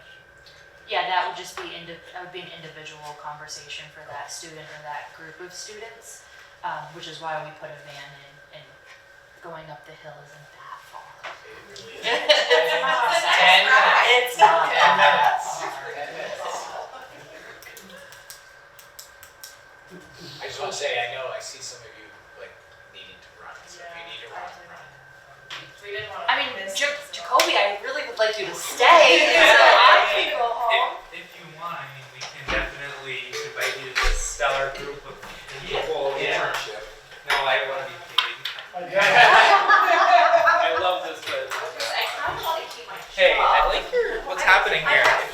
I like it. Wait, you brought food? No, if Of course you did. help us out. Oh, yeah. Wait, really? Yes. Thanks very much. That's good. That's all I need. We always feed you. Hey, you food. I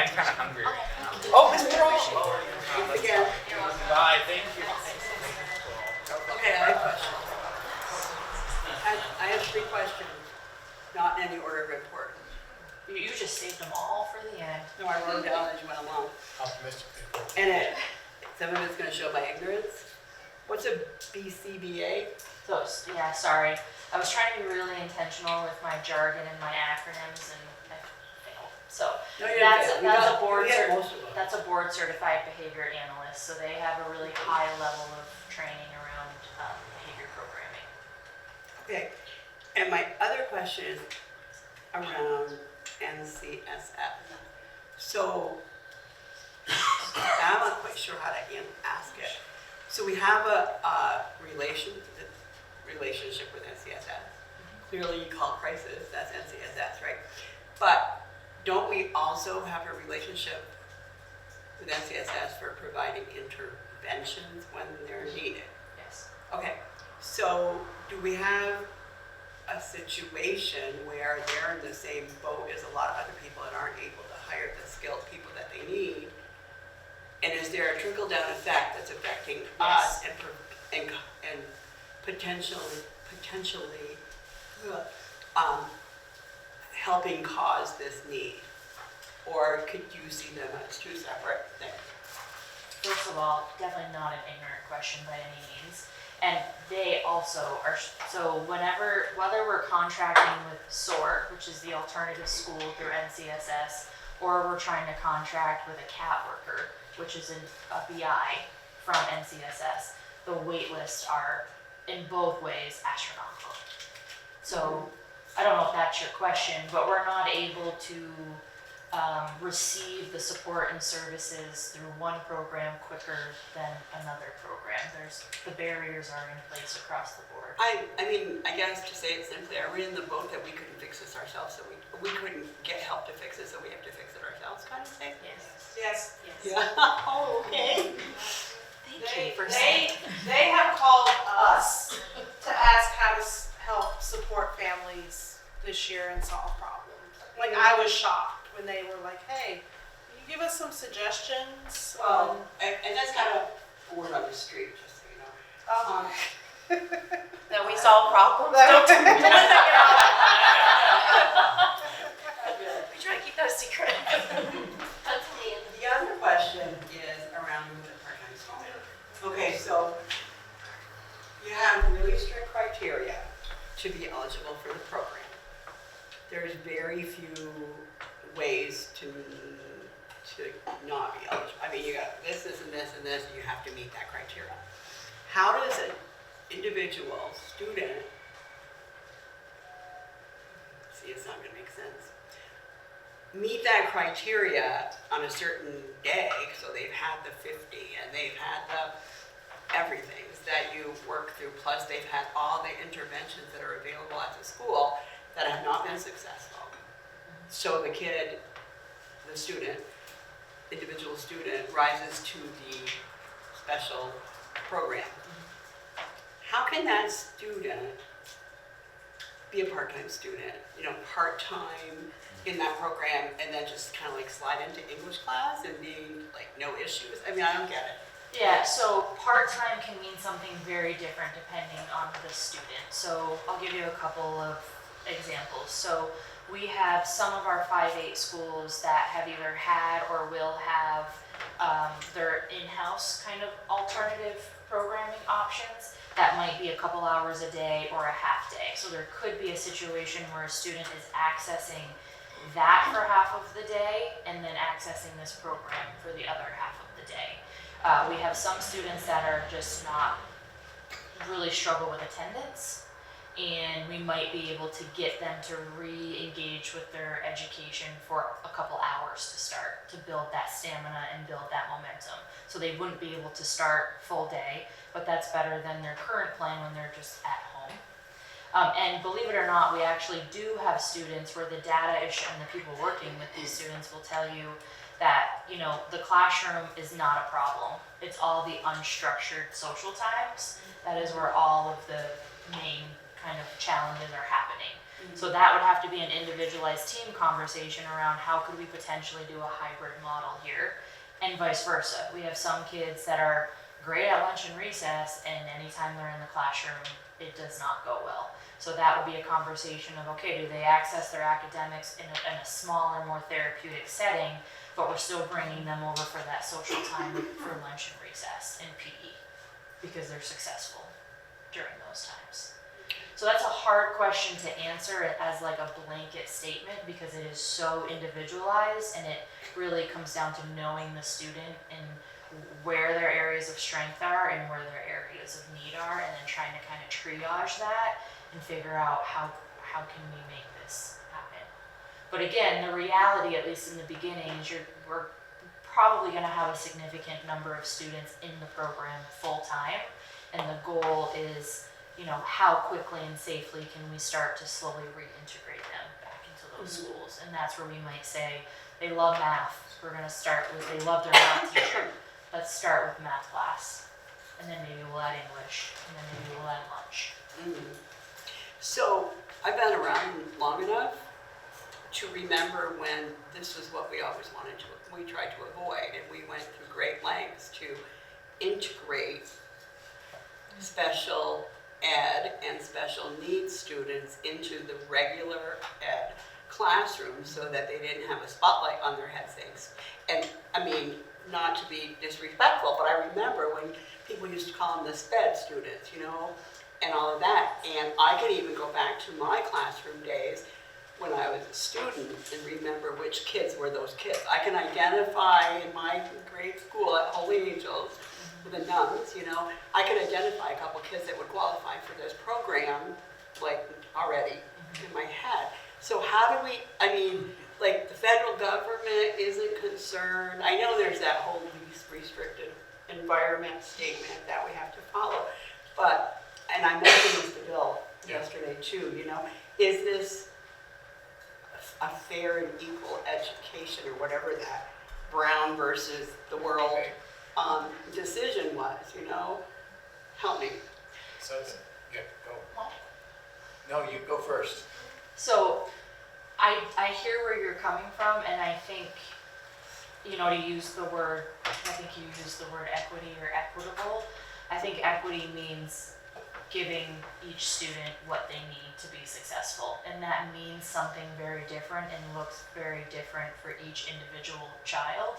And the stance that I come from is if we continue to keep the environment the same and expect the child to change to meet the environment, we are doing a disservice to everyone involved, because that's not the right way to think about it. And we're also not preserving that student's dignity. You talk about stigma and reputation by allowing that student to be in a situation where their peers and many, many adults are seeing them in crisis day after day after day. So to temporarily remove the students with the most complex, intensive needs and give them more triage therapeutic intervention, you're not only building essential skills that they need, not only in 5th grade, but to be productive citizens and adults when they get jobs out in the St. Albans community, but you're also actually preserving their dignity by giving them a safer, more confidential space to kind of have their hard times while also building skills. But we hear that a lot, and it touches me in a way because I'm very passionate about this. Like we've got to start to think differently, that continuing to put kids in a mainstream environment where maybe they don't have the skills and that is not their least restrictive environment, and expect everything else to stay status quo, but the kid needs to change, that's not best practice, and it's not meeting the needs of anyone, staff, other students included. I didn't mean to, excuse me, I didn't even mean to suggest that I'm not supportive. Oh, no, I don't feel that. Understand. You just got a passion of mine. Yeah. And I wanted to ask Andre, we were talking this morning, you referenced some research about preteens and teens and having those one-on-ones and what that does to kids. Yeah, I mean, I already spoke to Yeah. it. There's, to be specific, Michael John Greco is a researcher from the University of Vermont who had some leading research, and it's already 20 years old or maybe even more, around the impact of having a one-on-one supporting a student in a general ed classroom. And it's there's nothing positive that comes out of it because of what I kind of referenced. You become socially isolated because there's an adult. Other peers don't like to approach because there's an adult.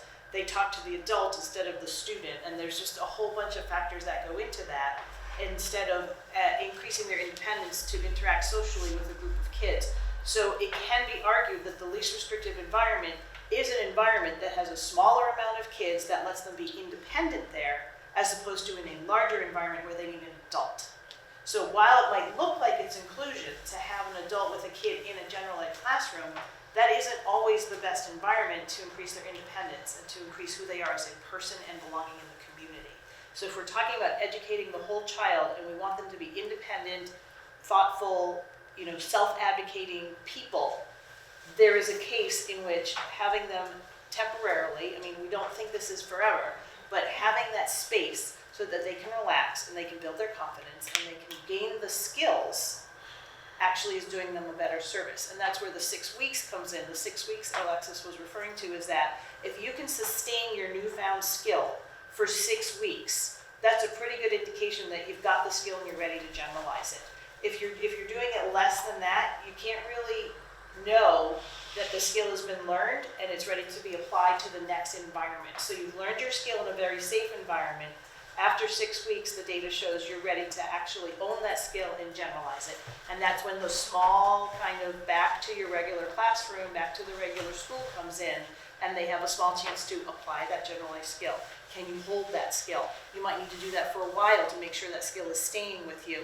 And the goal is you're going back as a independent person, and you don't need an adult to help guide you, if that makes sense. And I want to be super clear too that the other side of that conversation is also just as valid. And I want to be really clear that none of us are saying or suggesting that every time a kid struggles or has a hard time regulating or managing their behavior that they need an alternative program. Like, I want to be really clear about that. We're talking about the most intensive, behavioral needs that we've tried to address and build skill with a wide variety of resources over a significant amount of time, and we're not seeing the growth. But I don't want anyone here or in the public to kind of leave this conversation thinking, well, Maple Run thinks that, every time a kid has a hard time regulating, they're going to get kicked out and sent to an alternative program. That's not the message. That least restrictive environment is something that looks very differently depending on the individual needs of the student. So touching on that, is this like an automatic placement for these children, or do guardians have kind of a say that they don't want their child to be here? Yeah. In that, like, how I do think that they want this. Yeah, so the parents are a part of the decision-making process. So once kind of the school fields the initial, we need to have a conversation about this student and eligibility for this program, no actual placement decision is made or solidified until there's a conversation with the parent or the guardian and the family. And then that's another part of the referral process. All of the legal requirements that we're required to follow around a change of placement for students on a 504 or an IEP, we absolutely would be in compliance and follow that, and a part of that is parent permission and approval and input. Like we've done with the Lighthouse, we bring parents over. Once we kind of start the idea and the concept with the parents, we'll say, you're welcome to come over to the space and check it out and see what it actually looks like. That might change one way or the other how you feel about it. Meet the staff. So there's a lot of different supports we put in place for families. We don't just cold call them and be like, your kid's starting tomorrow. It's a pretty lengthy process. So, I'd like to make a comment. I thought your presentation was fantastic. I thought the fact that you really didn't have notes and you have a really thorough concept of what you want, even though you've got a lot of draft this and draft that, and you're still thinking of some what ifs and all that kind of stuff. I was very impressed as a board member, and I'm just asking Nilda it says on the agenda, possible action. Can I make a motion that we follow through with this? I don't know what kind of a motion it would have to be, but I can sense that the administrators are wanting this. I didn't see any negative faces over there. I see all nodding heads and a positive feeling. I'm not sure how my fellow board members feel, but this is 20 students out of how many do we have? 2,700? About that, yeah. You know, 20 students out of 2,700. This isn't making a program for 500 kids. This is the neediest group of kids that we have in our elementary settings. And these 20 kids will make a big difference for those back at the schools that have had their education interrupted, not any saying anything at fault of those 20 kids, but they're not able to succeed there. And they need this intervention. So I'm all in favor of it, and I'd like to make a motion that we support it.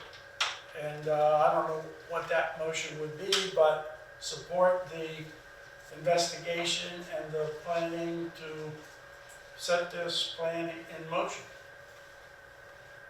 I think it would be something like support the middle school alternative program as described. Yes, the development of the Development. development of the middle school alternative program as described, and I really, right now, what I need as a superintendent, I need to know the board's behind us. There'll be things coming. There'll be leases. They'll be talking to you about capital funds to do renovations. But I need to know that we can't move forward till we know we have the board support. And that's what we need to know. And that's what a motion would do. Yeah, so I'm so moved with that motion. Thank you. So I need a second. For a second? I'll second it. Thank you. Discussion. So we had talked about this, and it just kind of blew through my legal brain.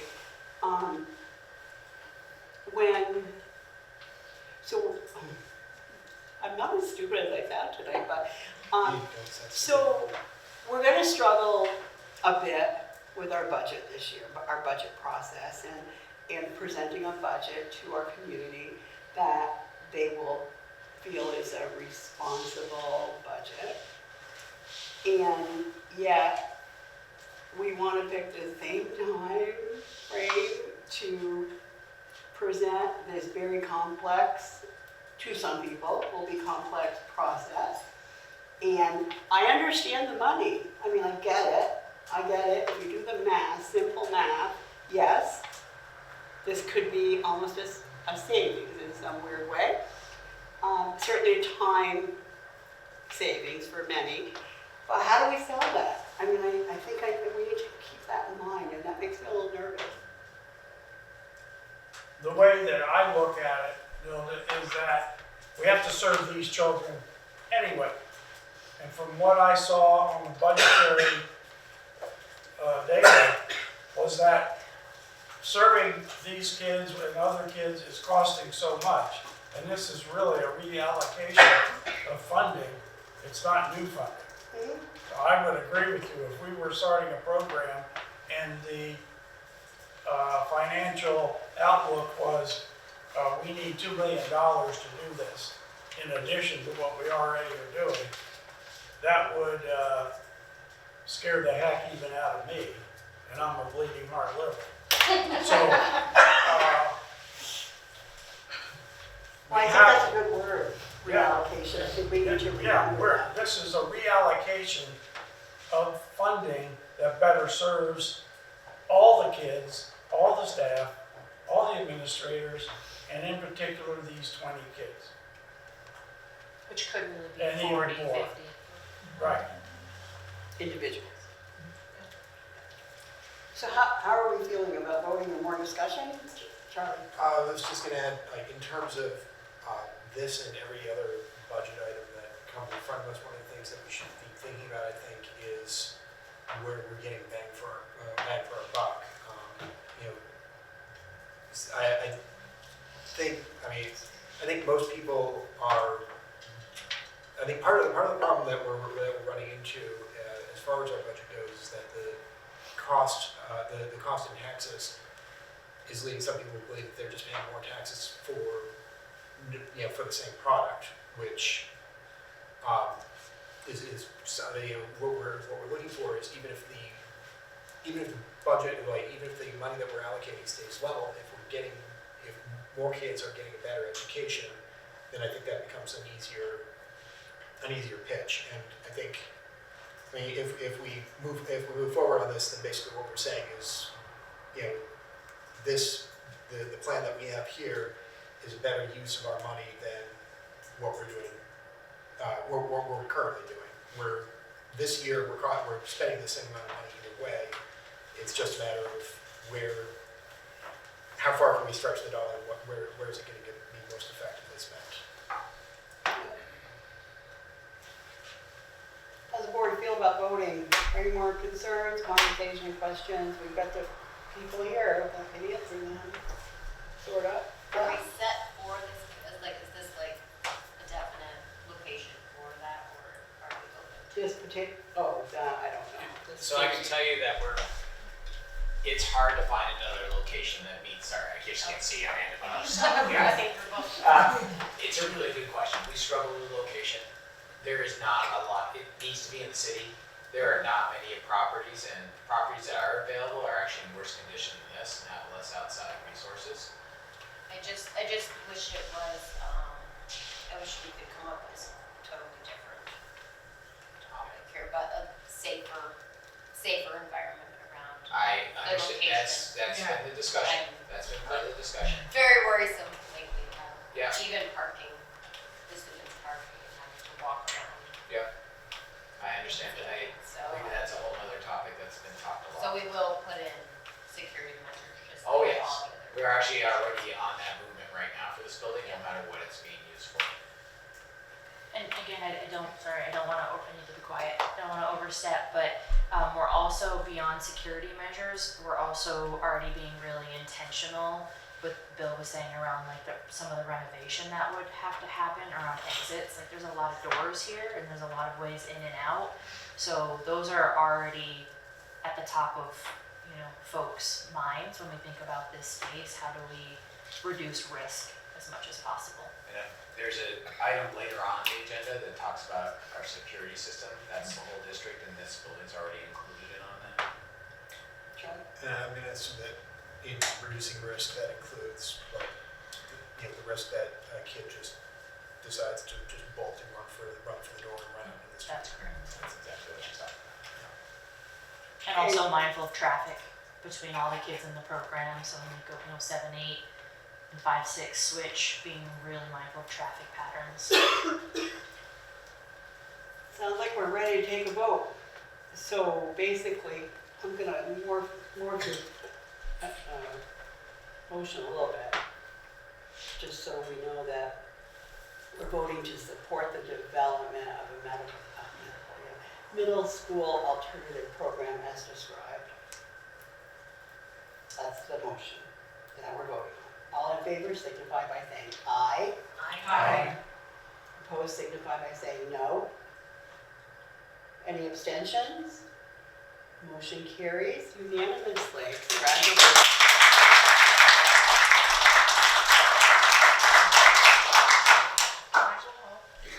I want to make sure you heard what Jack said. Yeah, I don't listen to him. Thank you. That was a lot of content. It took a lot of time. I just appreciate your patience and all of the really great discussion. Thank you for going through it in such detail. Yeah. Okay.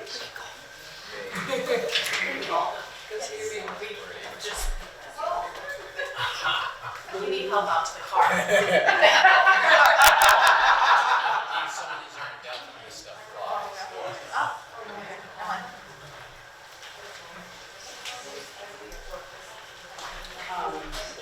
The legal stuff. So when I said,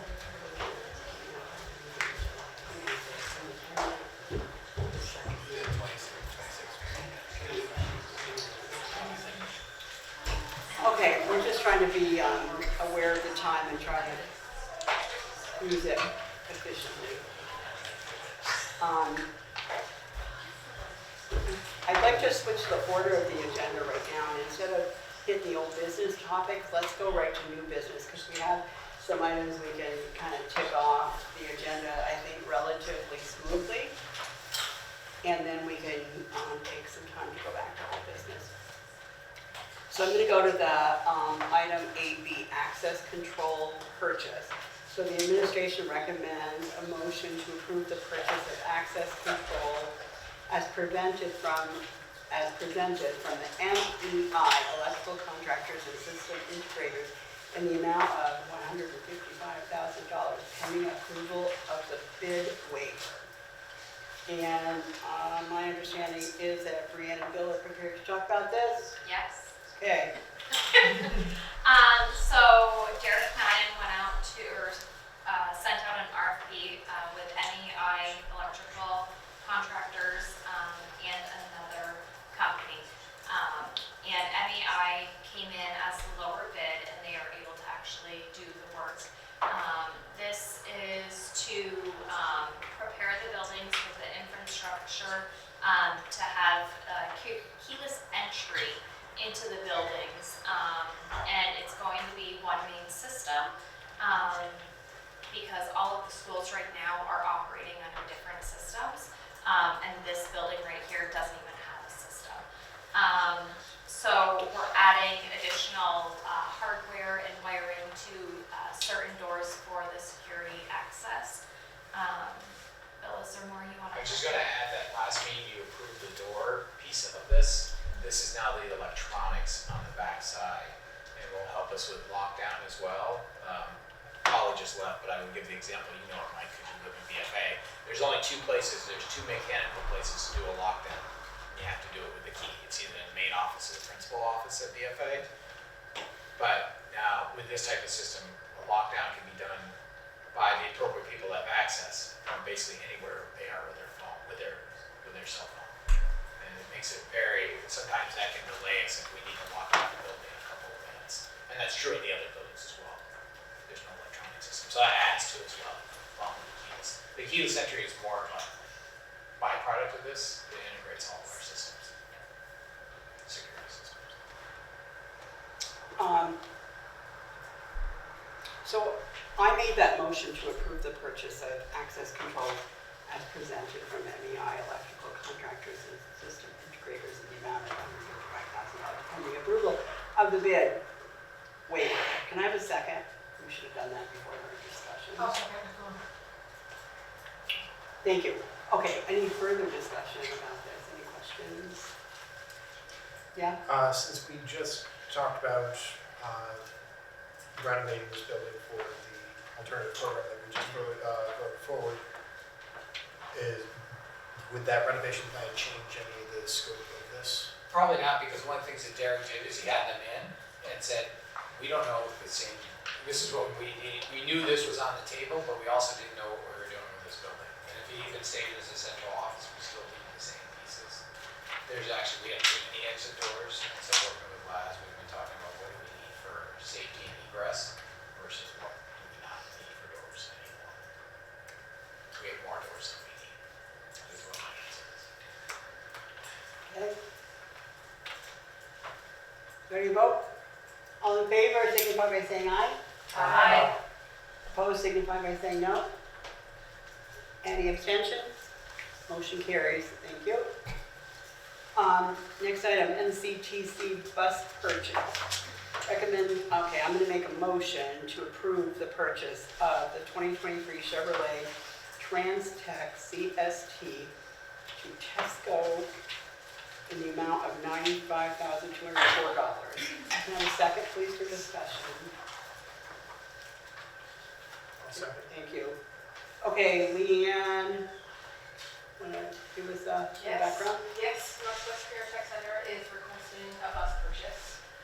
We currently have 4 buses, one of which is not inspectable any longer. The bus purchase that we're asking for is just like the other buses that we have. It's a 14-passenger called multi-use activity school bus. You don't need a CDL for it, but you do need a license for it.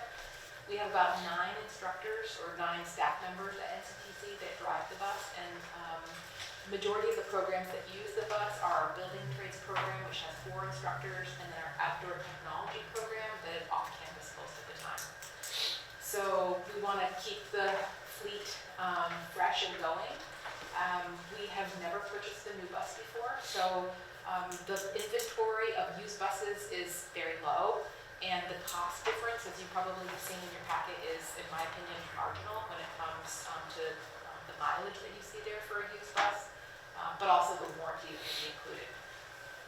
I'd like to add that we share our buses with the district for those staff members that have licenses. We are sharing a bus with City School this summer. They're going to Sterling Pond to hike for 2 days for a summer program. Over April break, the drama program needed to get to Boston, and the bus company, as you probably have heard, don't have enough bus drivers and it's expensive. So one of our instructors volunteered to drive them to Boston for 4 days and saved a substantial amount of money. So it would benefit the district in addition to continuing to support our programs and getting them off-site to do the work that they need to do within their programs. What's the problem with the current bus? The bus has, the current bus that can't be inspected has a rotted frame.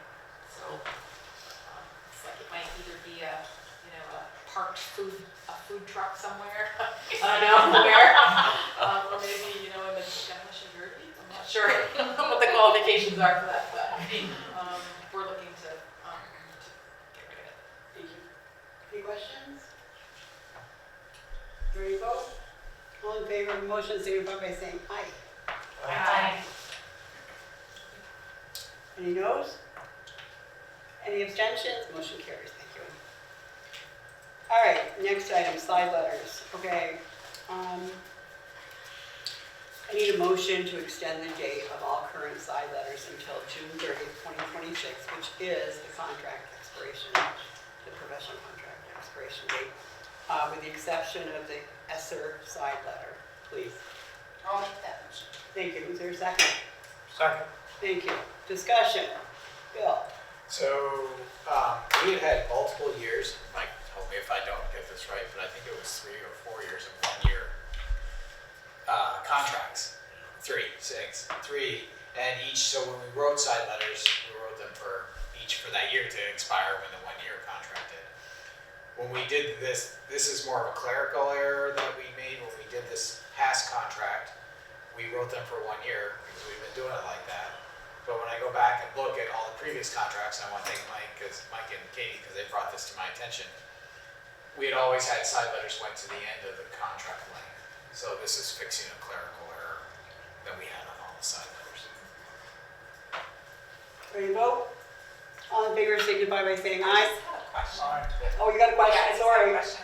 For the side letter that incentivizes early retirement, I just am curious, probably several years ago when we didn't have a hard time recruiting teachers, it probably made a lot of sense to hire less expensive teachers to teach and let the more expensive ones retire. But in light of us struggling to hire staff, does that still make sense to keep as an option? I'm just curious. We've had this discussion. I mean, I'm not dismissing it, I'm just saying, it has come up, and I think I brought it up at one point. One of the responses I heard was, do you want someone to be teaching your kids if they don't want to be here anymore? Or if they're at the point where they would like to leave, and we're preventing them from leaving because we won't honor that. But we're sort of in a conundrum here. I get what you're saying, though. I mean, it's real. And we have had teachers take advantage of that program pretty regularly. Could you let them leave without paying additional money out? Yes, you could. There are teachers that leave that I know of one this year who's retiring and didn't elect this. He chose not to. They knew it was an option. We at the end, the way the side letter reads, and I should have it right in front of me, but basically this comes to the action of the board each fall. People have to apply by the end of September, and it comes to the, I believe it's the end of September, I have that wrong. October 1st. Thank you.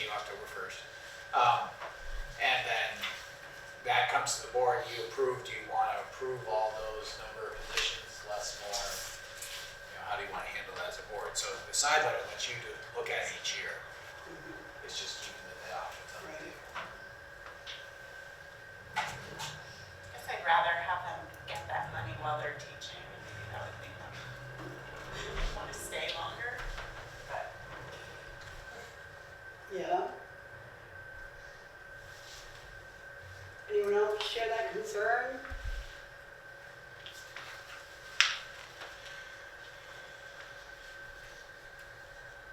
Do we have an incentive to have teachers to stay longer? No, we haven't done that yet. I don't think. After that, and there's an incentive to keep them to stay. Just the joy. That would be a different way of looking at it. Mike, two things. Let's go quiet. Look at that. Alright. My guess on that would be that would be a thing to noodle over in the next contract in 2026. I know that teaching in general is a pretty high burnout situation, so I'm not sure that I'm certain that the early retirement benefit is a factor in making those decisions, but I'm not sure that there are a ton of teachers who would be soldiering on without, soldiering on if that early retirement benefit wasn't on the table. I feel like a lot of them reach a point where it's time for them to step out or give up their energy in another direction. I'm not a teacher, so I could be way off base. That's just generally what I observe in talking to teachers. You know, incentives have worked in other areas when law enforcement were having trouble maintaining people, incentives kept them stated. That's where the EBA came from. So might be an option to think about in the next budget. Another incentive for people to stay, like if somebody has stayed with the district for X amount of years or willing to stay longer, I incentivize instead of saying, I'm ready to go, it's like, thank you for staying, here's an incentive for staying with us so long, we appreciate you type thing. Might be an option because we are having a good amount of teachers leaving and it's not easy. I certainly like the idea of keeping teachers around if we can. So I just would like to point out the data from this year that Becky gave us earlier. We are having a high percentage of our teachers staying. So Over 97%. Yeah. So I just I understand what you're hearing, and I understand what the conversations out there in the community and nationally. We are not seeing that. I think this is how we incentivize to keep the amazing staff that we currently have Right. with And I us. think that's by Yeah. providing really good working conditions. Money is something, but the actual research on this, and I was going to bring it to the board at one point, I know it's sitting, I asked Becky to go grab it. Money is not the first factor in keeping people. It's usually about fourth or fifth on the list. Yep. All right, let's take a vote. All in favor of approving extending the date of the side letter, signify by saying aye. Aye. Any opposed, say no. Any abstentions? Motion carries unanimously, thank you. All right, next item is the SATEC Chromebook purchase. We're looking for a motion to approve the purchase of Chromebook with CDW for St. Albans Town Educational Center in the amount of $30,209 per year for 3 years. Can I have a motion for that, please? I'll make a motion. Thank you. Is there a second? I'll second. Thank you. Discussion. Brianne Yes. first. So SATEC is looking to purchase 350 Chromebooks. This is $38,209 per year. That's going to be financed through HP Financial. And this will serve students in grades 5 through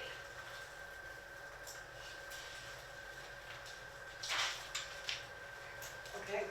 Any questions? All in favor of the motion signify by saying aye. Aye. Any opposed signify by no. Any abstentions? Motion carries. Thank you.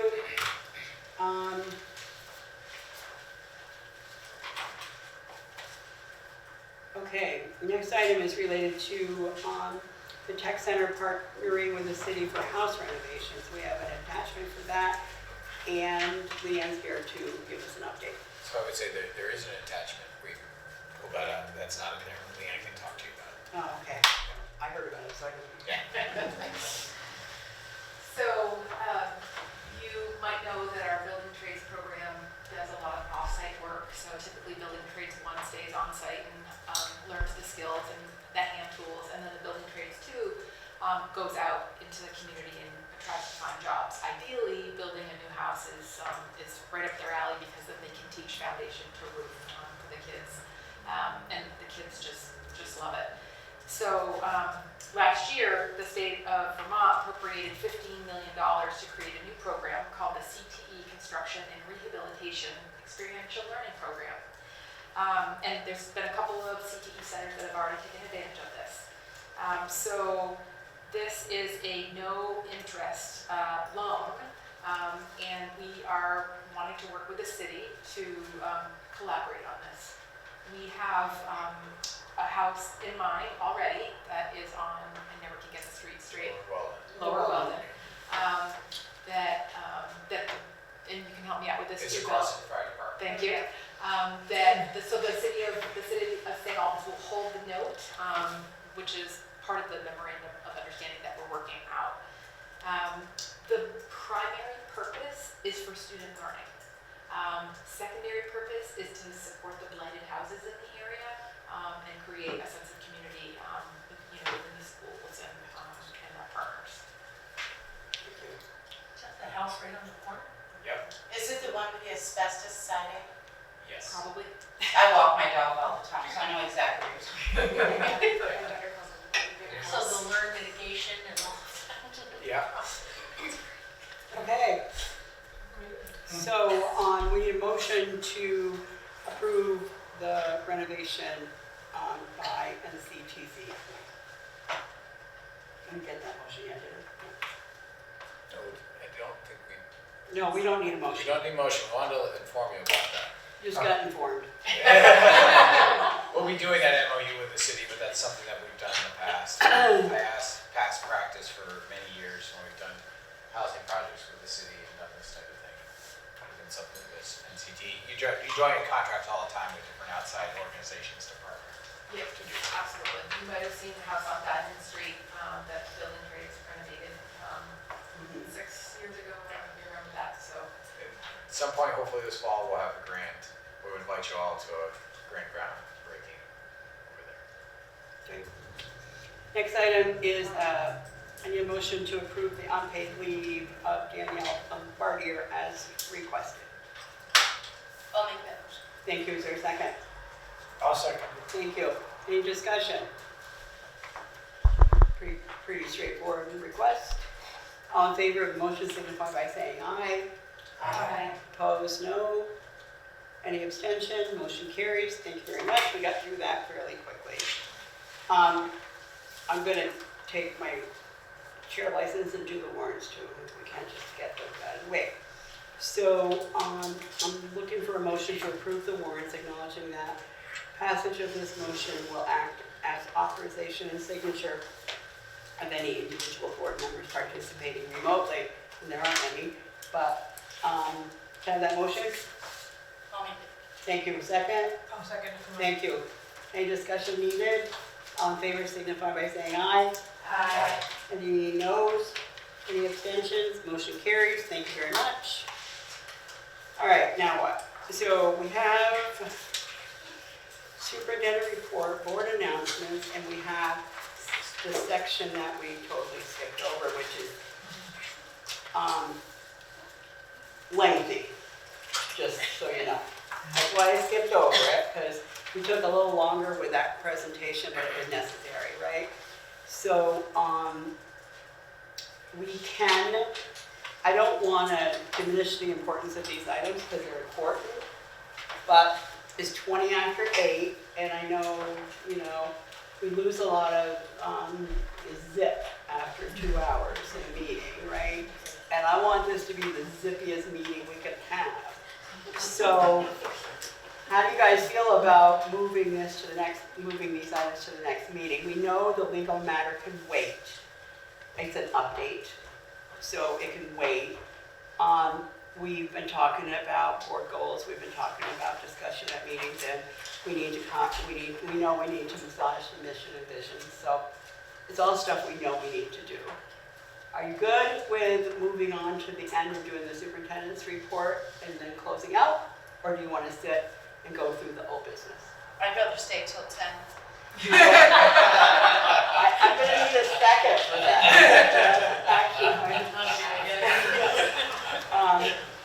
Well, I'm just trying I to think she be should positive. take notes for all of us.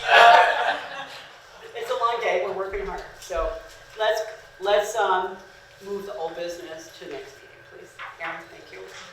Thank you all for doing that, and I'm gonna bring us back to other business superintendent's report.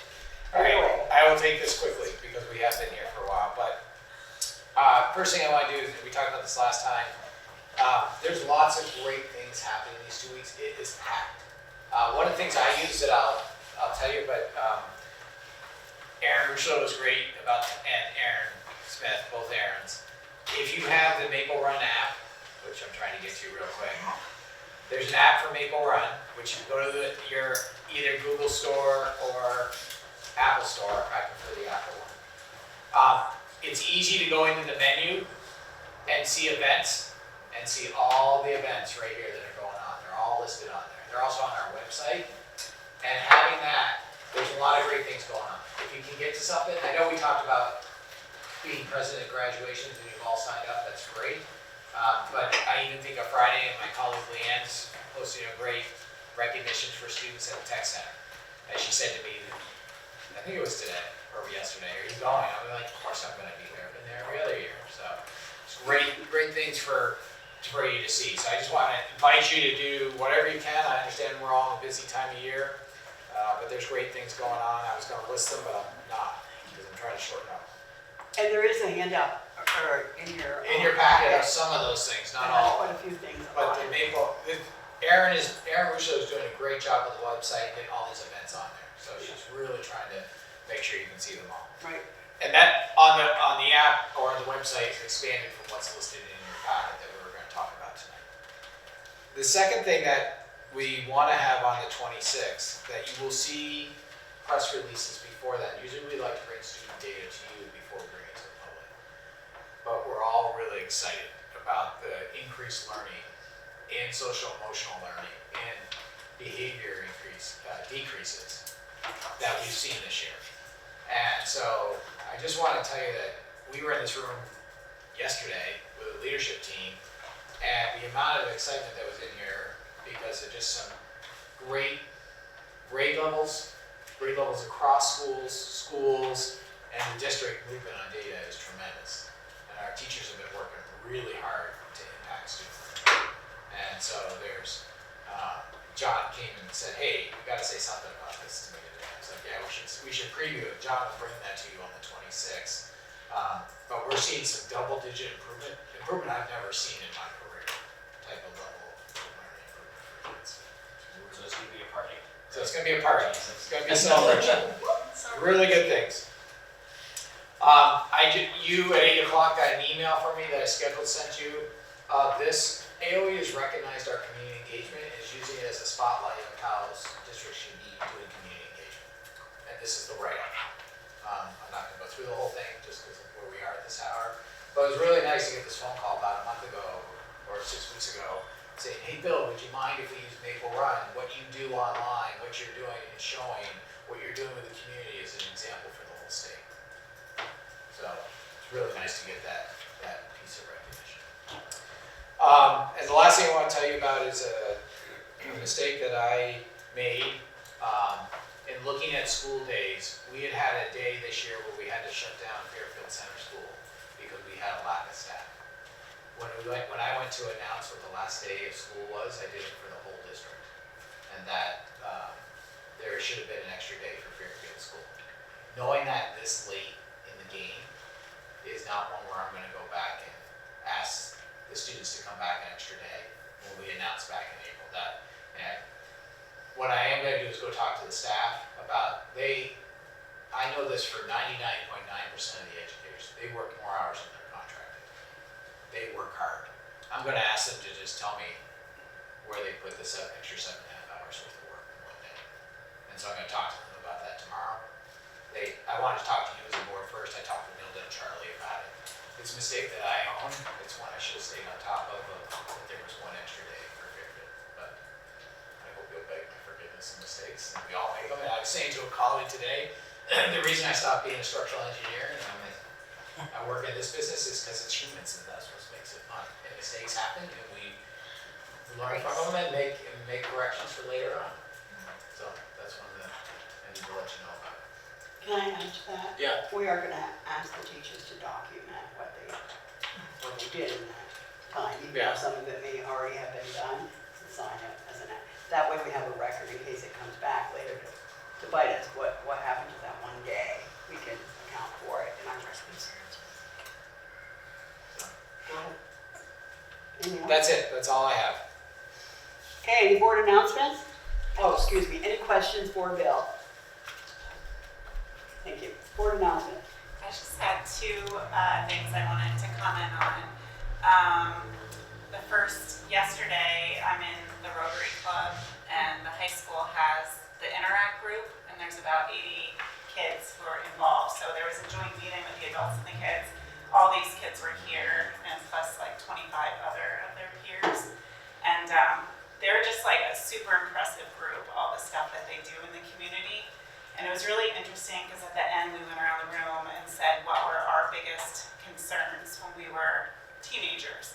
And everybody in my generation said like nuclear war, the environment, war on drugs, and all these kids said mental health, like bullying, inclusion, how do we make people understand each other.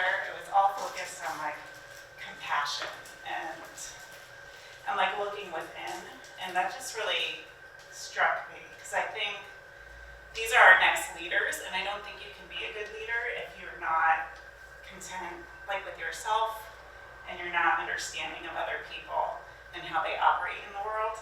So it just gives me a lot of hope for the future that these are the people who will be leading us down the road, and they're going to be in a much better place and have a lot more language than we did or when I was in high school and no one talked about any of these things. So that was great. And the second thing, I went to Dr. Strokoff's talk about cell phone usage and mental health, and that was very interesting. I mean, I think it just confirmed what a lot of us know, that these devices are really taking a toll on kids. One mom talked about how her son, when he was handed his Chromebook in kindergarten, she started seeing the signs of screen addiction and behavior regulation. And just knowing this information now, I am curious about like what we as a district are doing and what the policies are around screen time. And we just voted on Chromebooks, but who's getting Chromebooks? How's all this technology being used and also not used intentionally in schools? And we don't have to talk about that tonight, but I think it's a good future topic, Jeff. Good future topic or one of the education. So we put that on the list. yeah, I just think if we're bringing these speakers in and these experts, we should be implementing what they're telling us. Yeah. And we do have it's not a challenge, but we do have a cell phone policy that I know the team that was just here really doubled down on this year. Okay. Any other announcement? I have had the privilege of going to a lot of musical events in our district the last couple weeks. I was going to talk a bit about one of the items that got next, but I get to go to a band concert 2 weeks ago, a chorus concert last week, and then a band field trip Friday. And just in terms of, I mean, I have nothing but great things to say about the music programs in our district in general.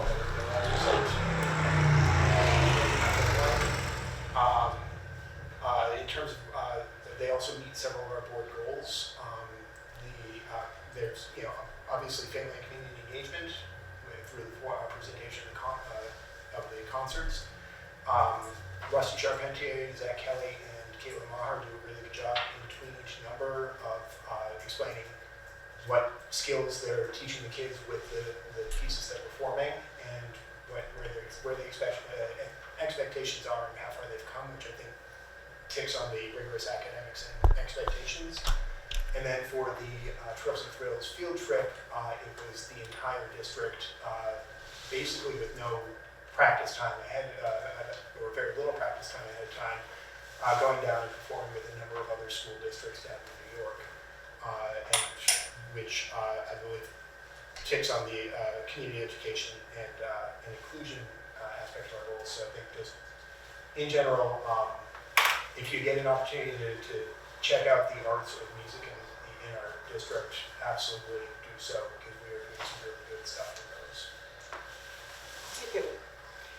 So I prefer to say tabled rather than asked, but okay. I need to polish up my language. So Charlie just touched on that board observation sheets, and you saw them in your packet, and we'll talk about that more at the next meeting. But we want to, encourage folks to go to events and actually record their observations so that we can meet the goal of monitoring our progress toward the district goal, which is one of our board goals. Did I say that right? Mm-hmm. Okay. So, and then we have, we're not doing executives. Oh, agenda items for future meetings. Well, we have that class size policy. We have the end of the year events. We have screen time challenges, which I just added. We have all of our old business, and I'm sure we'll come up with a lot of other stuff for that. Any other business come before the board? Thank you all. We are adjourned at 8:36.